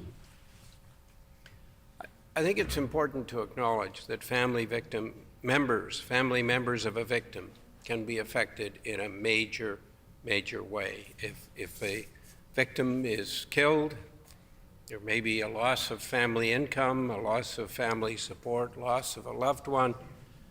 If it is a father or a mother or parent, then the child or a teenager may lose the opportunity to be able to attend post-secondary education because of the lack of the income from the parent. And this is clearly something that needs to be addressed. Post-secondary education may not be a right, but it is certainly something that every child should have the potential for access to, regardless of their background. And we know that right now that a disproportionate of children who are Indigenous are not even graduating from high school, and that additional supports in this area are clearly needed. If the victim is disabled, there can be a loss of family income. There can be a need for the family to spend a lot of time looking after a disabled victim. And clearly this can have a very, very large impact on a family and the well-being of a family. Now, this bill provides compensation or support for a spouse or common law partner of a victim or a parent or child or sibling of a victim. And it is important that the needs and the well-being of all are fully addressed. And that's why we support this legislation. We see that there are a number of areas where there are specific concerns or considerations. It is important to be able to achieve equity and fairness. It is important that this is not based on the same sort of fabric as workers' compensation. That is, that if the victim was wealthier, had a higher income, that there is more support provided to the family of the victim. We need to make sure that a child in a family which is poor or on low income has that support to be able to finish their education and attend post-secondary education if they so desire. That support actually may be greater in some instances where it is a family where there is a low income and where there is a family with a much higher income. And this needs to be taken into account. There's nothing specific in the bill which would require that or mandate it. There is an expectation of equity or justice, but actually delivering that is important, and that's why I'm talking about these matters. I need to indicate that based on my experience, that it is going to be very important that there not be inequities based on racial or ethnic background. I've had experience trying to help an individual who is Indigenous and autistic on the Asperger scale, and for a whole variety of reasons. He has had extraordinary and inordinate difficulties in getting fairness and justice, even when he has been victimized. And there's a variety of reasons for that, but it's going to be very important that we have situations where individuals who are victims of crimes are supported and receive compensation. And, we can see that it is important that there are crimes, there can be arson or a homicide, where there is not necessarily a person convicted because the individual who's the perpetrator may not be found, but the people who are affected may still be dramatically affected. And so ensuring that individuals who are victims of crimes can be helped and supported and compensated is a broad question. It is not just specifically for cases where there is a conviction. And in this context, it's going to be important that this legislation work together with restorative justice. In restorative justice, you may have a crime which is clearly identified, that there is a victim and a perpetrator who are brought together. There may be a conversation and understanding because that person is the victim is involved in a restorative justice program should not mean that they don't get access to compensation. That is clearly important, that a person who is a victim who goes through restorative justice is not denied compensation. And there are several reasons for that. It is just where you have a clearly identified victim and a perpetrator, and you're working in restorative justice approach. Can you imagine what would happen if you didn't allow compensation for victims when they were going through a restorative justice approach? It would create a bias, an incentive, a financial incentive for people to go to court instead of to go to restorative justice. If you didn't provide compensation to individuals who have or are part of a process of restorative justice. And it's not clear yet from the experience to date, because we're still, from the minister's remarks, not given an adequate account of what the experience has been, except we know that there has been less compensation handed out than was expected.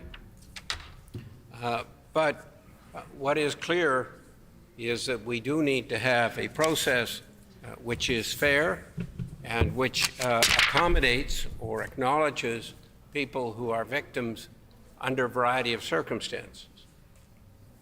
In the case of Candace House, I think it is going to be important, and hopefully we will have a presenter who've experience at Candace House helping victims, who will present at committee, and we can have a dialogue on this. Clearly, in the case of Candace, who was the victim of a crime, this crime went many, many years before it was resolved, before the likely individual responsible was identified. And in fact, it is an example of why it's going to be really important to have compensation, even when you don't have a conviction, because clearly it was a crime and the victims need compensation. So, Madam Speaker, this is important legislation. It takes us a step forward I'm looking forward to the discussion at the committee stage. I think it's going to be very important to have a variety of inputs from people not only who've experienced at Campbell House, or Candace House, but also people who have had a variety of experience with the justice system, so that we have comments which will enable this bill not only to move forward, but to be practically useful and helpful to not only victims of crime, but to their family members who, in many instances, have been very severely affected by the crime itself. With those words, I let others speak. Thank you. Merci. Miigwech. Yaku. The Honourable Member for Kiiwetinoong.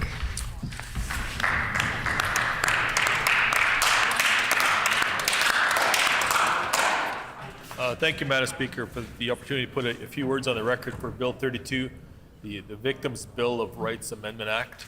Like many other pieces of legislation brought forth by this government, it's an attempt, but it's not enough. Madam Speaker, when you think about offenders and victims, inherently you think of it being a cycle. And we always talk about wanting to break a negative cycle in society. For there to be a victim, there is inherently an offender, and vice versa. So I think we need to talk about addressing the breaking of that cycle and what we need to do as society to help break that cycle. Bill 32 does a certain component of that, Madam Speaker. It helps victims, and it takes one barrier of many away from a victim to be able to have some kind of peace or some kind of sense of there is somebody advocating for me. There is somebody standing up for me. There is somebody speaking for me. There is somebody helping me navigate this system. But ultimately, Madam Speaker, it's not enough. The member from St. John's had talked about a program in my home community in Hollow Water. The Community Holistic Circle Healing Program, or CHCH program, which brings offenders and victims together in a circle. And a basis of that, Madam Speaker, is acceptance of responsibility. So as an offender, there is an acceptance of responsibility towards that victim and that crime and those wrongs perpetrated on that victim. So it allows that communication to happen. And a program such as that is in fact a step in the right direction. It is steps beyond Bill 32. So Bill 32 could also improve and bring those components into place to help a victim navigate that system. Instead, as it stands now, and as it will stand even after passage or proposed passage of this legislation, it'll still have those barriers in place. And there's a number of different reasons, Madam Speaker, where a victim may have difficulty navigating a system such as this. Language perhaps may be one. Being able to actually get out and communicate their intentions, communicate their wrongs that were committed against them as a victim, or just being able to sit there and say, hey, I'm a victim here. And that voice needs to be heard. So when we talk about victim services and various programs, that's intended to help that victim with the voice, to bring their voice forward, to bring their voice and their issues forward without them having to necessarily stand up and be victimized all over again, to be able to prove why they're a victim. So, Madam Speaker, in one of my former roles, I was actually the executive director for the CHCH program. And so I was front and center in those discussions, in those healing circles, in those communications between offenders and victims. And being able to see that open communication, and see that acceptance of responsibility, and have a sense of help and being able to bring those voices that are normally silenced, that are normally drowned out in the court system or drowned out in a legal system, to hear that voice now brought forward. And things like that, Madam Speaker, need to be encouraged, need to be nourished and brought forth in a more prominent role. Madam Speaker, the incarceration rate or the cost of incarceration rates, between whether it be male or female, ranges between $90,000, $125,000 a year to incarcerate an individual. The CHCH program, Madam Speaker, provincially, and it was a 50-50 partnership, but provincially was funded for $120,000. That was the cost of one person. One person being incarcerated for the year was the cost to fund this entire program on the provincial side of that. And federal was also 120, so it was 240 altogether. But Madam Speaker, that program that was brought forth to be able to bring that voice to those victims, to help those victims heal and be heard, was a drop in the bucket financially compared to what's out there now. And it was really based, Madam Speaker, on, again, that acceptance of responsibility. And it centered around being able to give a voice to that victim. And while Bill 32, Madam Speaker, brings forth a certain amount of that, it doesn't do enough. And like many pieces of legislation, it's a start and it's an attempt, and it's almost like this government wants, we want to be able to touch on all programs to say we've done something in every single program, every single department, every single ministerial role. But why not do more? Why not be totally comprehensive to be able to do a piece of legislation that truly touches and truly affects everybody in a positive way? So Bill 32, for example, Madam Speaker, and I'll just kind of read the purpose that, as I interpret it, this bill amends the Victims' Bill of Rights to enable the director to pay compensation to the family members of a victim despite the victim's conviction for certain offenses. Currently, members are ineligible if the victim's criminal records include a conviction for any of those offenses. Again, Madam Speaker, it also takes away from a potential offender, whether or not, whatever time they may have offended, whether it be last year, 10 years ago, 20 years ago, or whatever it may be, to be able to rectify that wrong that they're, and there's a variety of different reasons why an offender may have offended, Madam Speaker, but we need to be able to get to the root of that communication.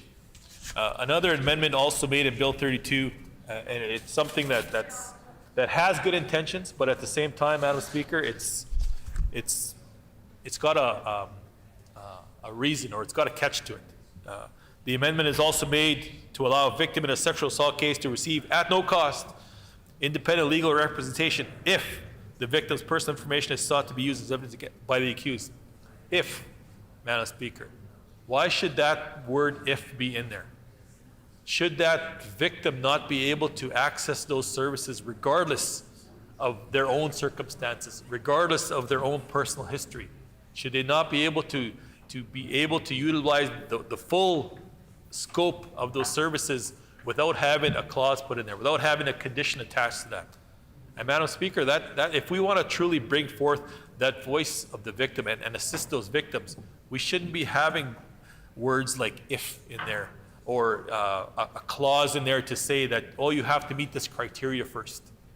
If we want to truly make that on behalf of the victim, truly assist and help them navigate that system, those words like "if," those various clauses, those various conditions should not be part of this. And Madam Speaker, that's an important thing to be able to bring forth. To be able to say that, in fact, if you are truly going to assist the victims, then let's do it this way. And let's not re-victimize individuals. Let's not have the system amplify and make worse a situation that's already difficult. And there's a variety of different reasons why, it may be abuses, it may be criminal activity, it may be theft. There's a number of different reasons why a victim becomes a victim, Madam Speaker. And they shouldn't have to be able to quantify on a scale, I'm at this level, so I'm able to access these services. I'm at this level, so I can't access these services. It should be available for all, without conditions, without clauses, without the words "if you meet the criteria," or "you might meet the criteria," or you haven't proven to that yet.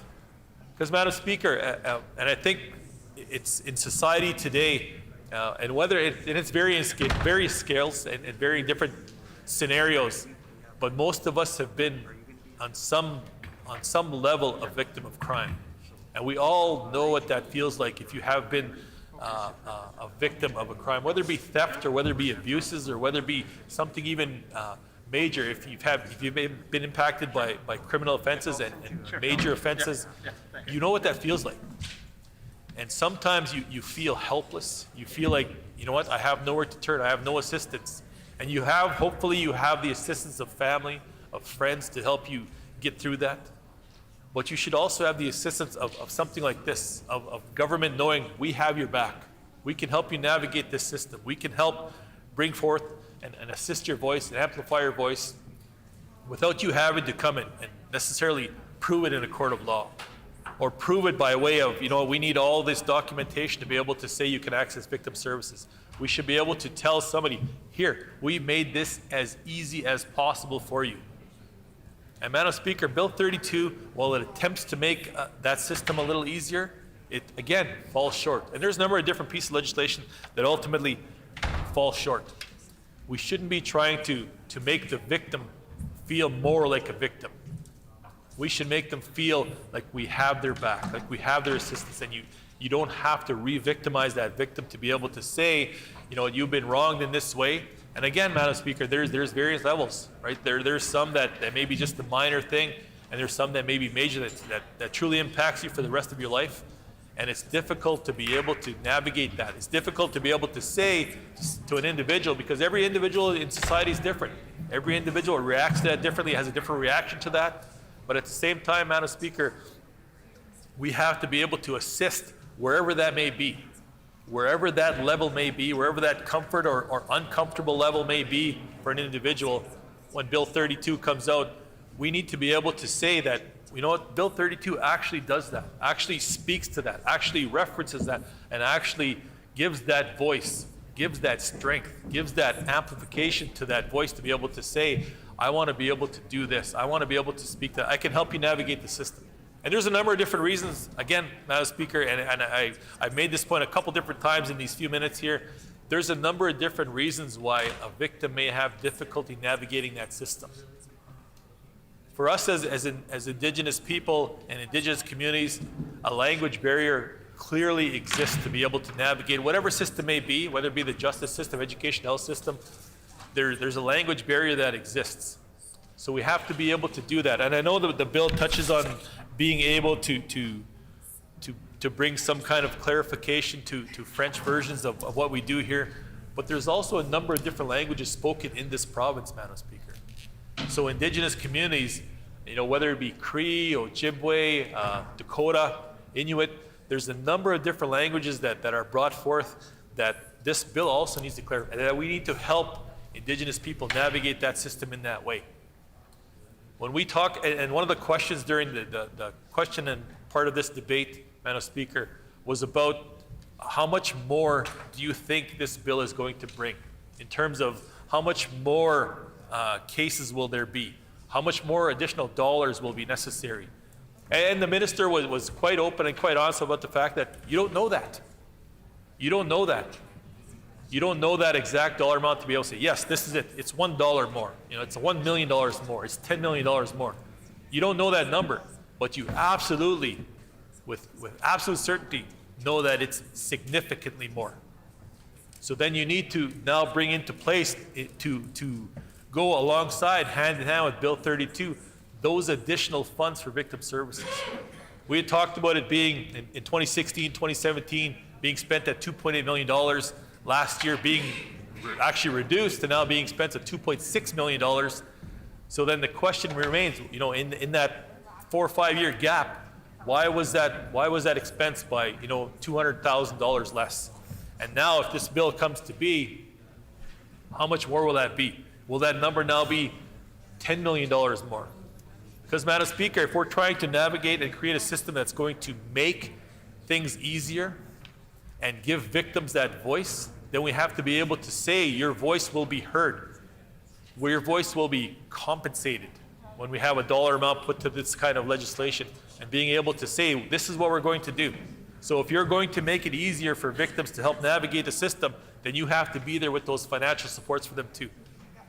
So Madam Speaker, when we talk about Bill 32, again, like many, many pieces of legislation, it's a start. It has good components to it, but it can be brought forth and can be made much, much more effective. And we need to do that by listening to, and there's a lot more different pieces of legislation, Madam Speaker, that can be across party lines, across this entire chamber, across all of Manitobas, to be able to hear those voices. And it shouldn't be, I know what's best, this is what we're going to do. Instead, let's engage Manitobans. Let's engage Manitobans that are truly been bogged down in this system. In this system of victim services, let's engage those Manitobans that had that difficulty and bring them forth to strengthen this piece of legislation. And hopefully, at some point, we'll get the chance at amendment stage to be able to do that. But that's engagement that needs to happen, and it's vital that it does happen, Madam Speaker. So with those few words, I'd like to say thank you for allowing me this opportunity to speak to Bill 32. You go ahead.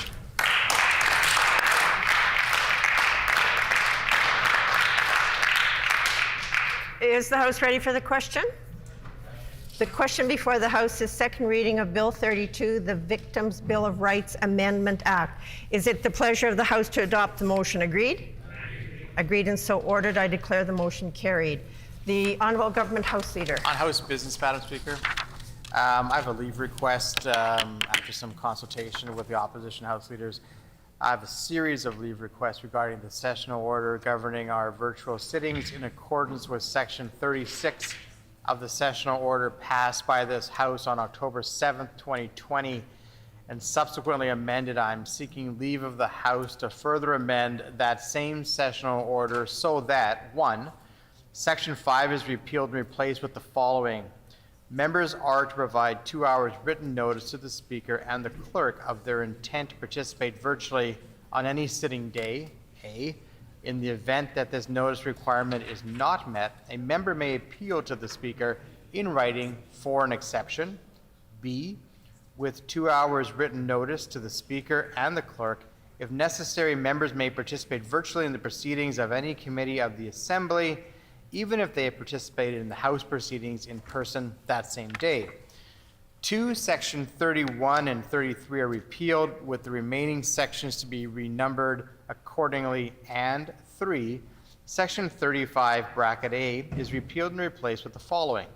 Public presentations to bills at standing committees may take place remotely or in person, with presenters appearing either virtually, by telephone, or by being present in the committee rooms. I would also note, Madam Speaker, that in previous requests to amend this sessional order, the date of October 7th, 2020 was incorrectly stated as October 8th, 2020. I would therefore seek leave of the House to retroactively consider all such previous references in those leave requests to October 8th, 2020 to be October 7th, 2020. Is there leave to further amend the sessional order so that 1, Section 5 is repealed and replaced with the following? Dispense? I heard a no. Section 5 is repealed and replaced with the following. Members are to provide 2 hours written notice to the Speaker and the Clerk of their intent to participate virtually on any sitting day. A, in the event that this notice requirement is not met, a member may appeal to the Speaker in writing for an exemption. B, with 2 hours written notice to the Speaker and the Clerk. If necessary, members may participate virtually in the proceedings of any committee of the Assembly, even if they have participated in House proceedings in person that same day. 2, Sections 31 and 33 are repealed, with the remaining sections to be renumbered accordingly. And 3, Section 35, bracket A is repealed and replaced with the following. Public presentations to bills at standing committees may take place remotely or in person, with presenters appearing either virtually, by telephone, or by being present in the committee rooms. Is there leave? Leave has been granted. Also, regarding all previous leave requests to amend the sessional order, is there leave to retroactively consider all references to October 8th, 2020 to be October 7th, 2020? Is there leave? Leave has been granted. We will now move on to debate of second reading, Bill 8, the Court of Appeal Amendment and Provincial Court Amendment Act. There are 12 minutes remaining in this question period. Are there any members wishing to ask questions? The Honourable Member for St. John's. Okay, well, I'm glad that we're getting up on Bill 8, and I have several questions for the Minister of Justice. Let's start with why is the government departing from the current selection approach to selection of judges? The Honourable Minister of Justice. Thank you. I think my friend asked this question in the last session, but I recognize it was interrupted because the bill debate ended last time. So I appreciate her asking the question again. You know, it's important to try to find, and this is similar to the process that happens federally. It provides a more expansive list. It provides the rationale for why somebody is being recommended. It provides broader contextual understanding of the qualifications of the candidate. The Honourable Member for St. John's. Miigwech, Madam Speaker. Again, I don't know if that answers the question. I don't know why the minister doesn't trust the current selection process as it currently exists for the Judicial Appointment Board, which, as folks would know, is chaired by a judge, a sitting judge. Why does the minister not trust the expertise of the Judicial Appointment Board? The Honourable Minister of Justice. It's certainly not about trust. It's to provide the Minister of Justice as much information as possible in these very, very important decisions of appointing a judge. In the same way, the Liberal NDP coalition in Ottawa have a similar process when it comes to appointing judges. I don't imagine that Jagmeet Singh doesn't have a lack of trust, or that Justin Trudeau doesn't have a lack of trust, but the coalition in Ottawa have a very similar process, so it's not about trust. The Honourable Member for St. John's. I actually will just use this opportunity just to correct. I've actually heard the leader of the National NDP's first name be mispronounced. It's actually Jagmeet, like jug meat. So I will just say that, because it's proper that we pronounce people's names right. And so, again, I'm not quite convinced that the minister doesn't trust the current process, because I don't see why we would need an amendment to that, and why we would need additional people on that judicial hiring board, appointment board, if the minister didn't trust the process as it exists and trust the expertise. The Honourable Minister of Justice. I do appreciate my friend correcting me on the pronunciation, so I will Jagmeet Singh, and I've learned something new then in terms of pronunciation. And of course, I have respect for Mr. Singh, as I do all the national leaders. We don't always agree on lots of things, but in the times that I've had opportunity either to meet him or to see him on the campaign trail, you know, I have respect for the effort that he makes, as I do with all political leaders. Again, it's not a matter of trust, it's about making the process better, and this makes the process better. The Honourable Member for St. John's. And the minister and I will, we agree on something. I have an enormous amount of respect for Jagmeet Singh as well, and I'm so blessed to call him, you know, I can call him a friend. And I think that he's doing, he's one of the few men in my circle that I will actually lift up and praise. I don't do that very, very often, but Jagmeet Singh is one of the few men that I will do that for, because I love him. I think he's amazing. He's humble. He's genuine. And at any rate, I would ask the minister why he's removing the shortlisting process. The Honourable Minister of Justice.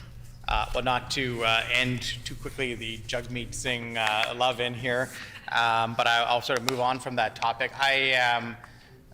Again, the process is changing, going to the federal process where there's more contextual understanding of the qualifications of the candidates. I think in a decision as important as this, and it is an important decision, probably one of the more important decisions that ministers and attorney generals make, Minister of Justice. I do think it's important that as much information from a contextual perspective be provided. And I believe that Jagmeet Singh and Justin Trudeau agree in their coalition government because they have a similar process. The honourable member for St. John's. I am curious in respect of who the minister consulted with, and I know that we asked this same question in respect of all of the bills that come before the House, but I am curious, like, did the minister sit down with the current, or with current members that sit on this judicial committee, and what was the discussion like? Did they recommend these changes? The Honourable Minister of Justice. I think that there's often discussion in terms of how judicial appointments happen. There have been various discussions with myself, I'm sure the previous minister, with others who have sat on various selection committees, either provincially or federally. The federal government, under the current coalition government of the NDP and the Liberals, feel that this is a process that works well, and on this particular situation, I'm in agreement with the federal NDP and the federal Liberals. The honourable member for St. John's. I know that the minister wants to, as much as possible, every opportunity has talk about the NDP and the Liberal right now, so I'll give him another opportunity to do so as well. But I want to see what the minister thinks that, the Act proposes that no person shall be appointed a judge unless the person undertakes to participate in education on sexual assault. Why not just state it in the legislation that they must take it?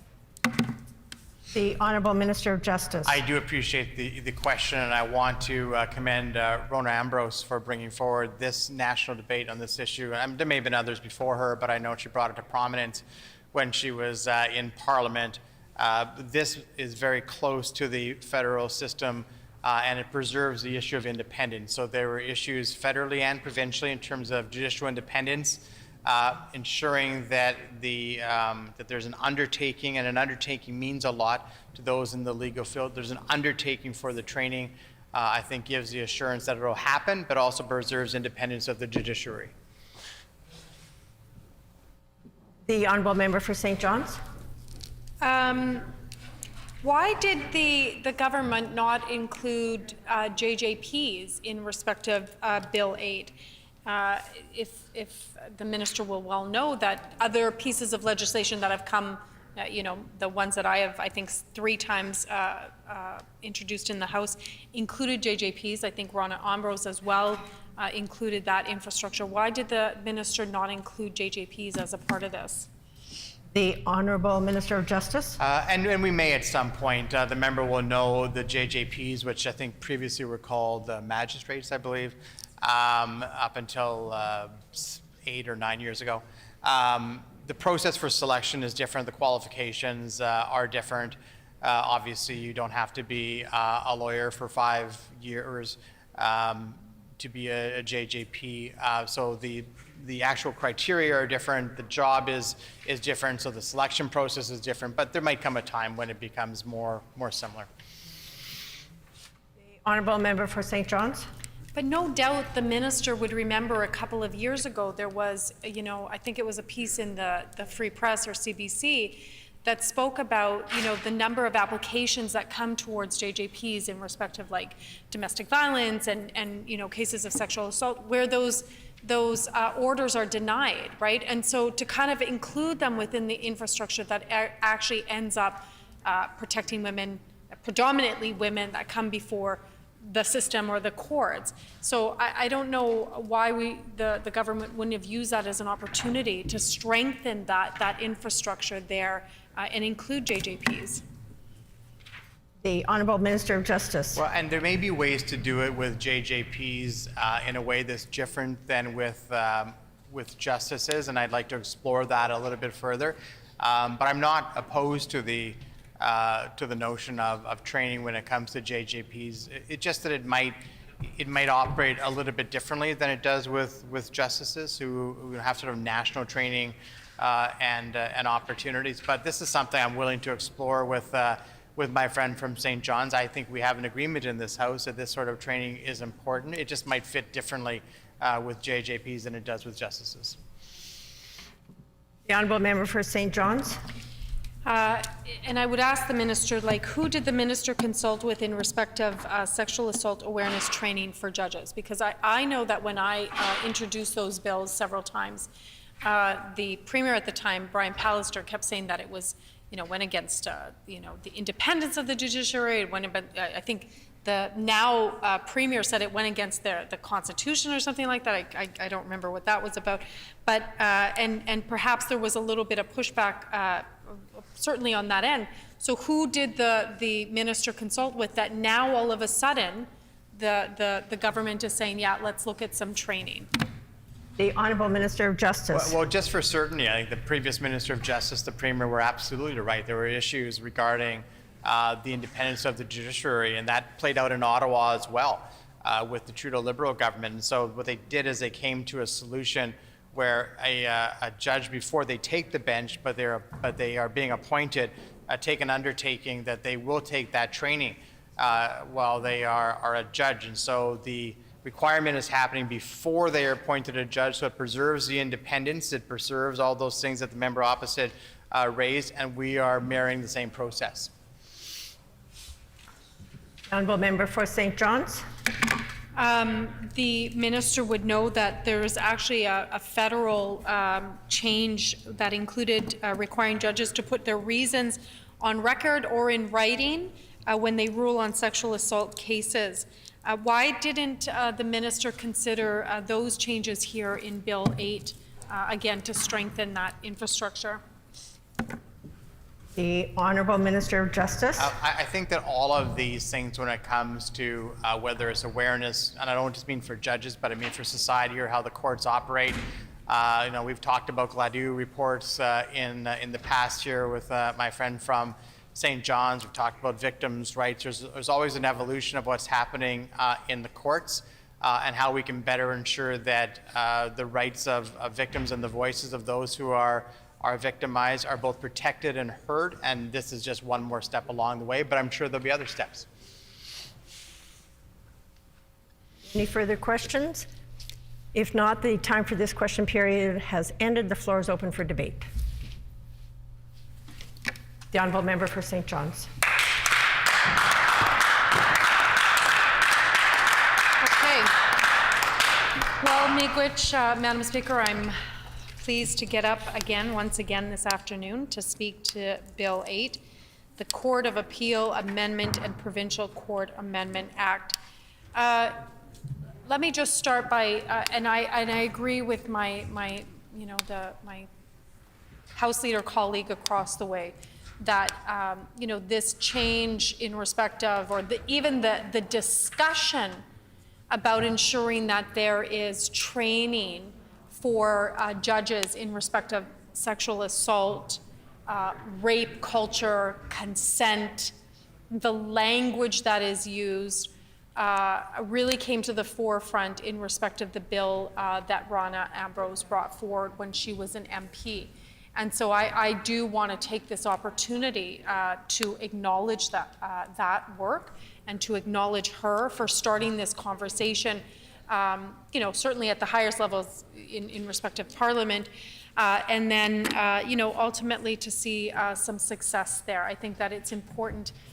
Most of us in this chamber should know some pretty grotesque and egregious examples of judgments coming from across really the country, not to mention here in Manitoba from Judge Dewar, who put, these judges, all men, have put really grotesque words on the record in a court case on sexual assault, further victimizing women who came forward. And, we spoke previously in Bill 32 about how difficult it is for women to come forward to report sexual assault, let alone to go through the system if it even makes it there.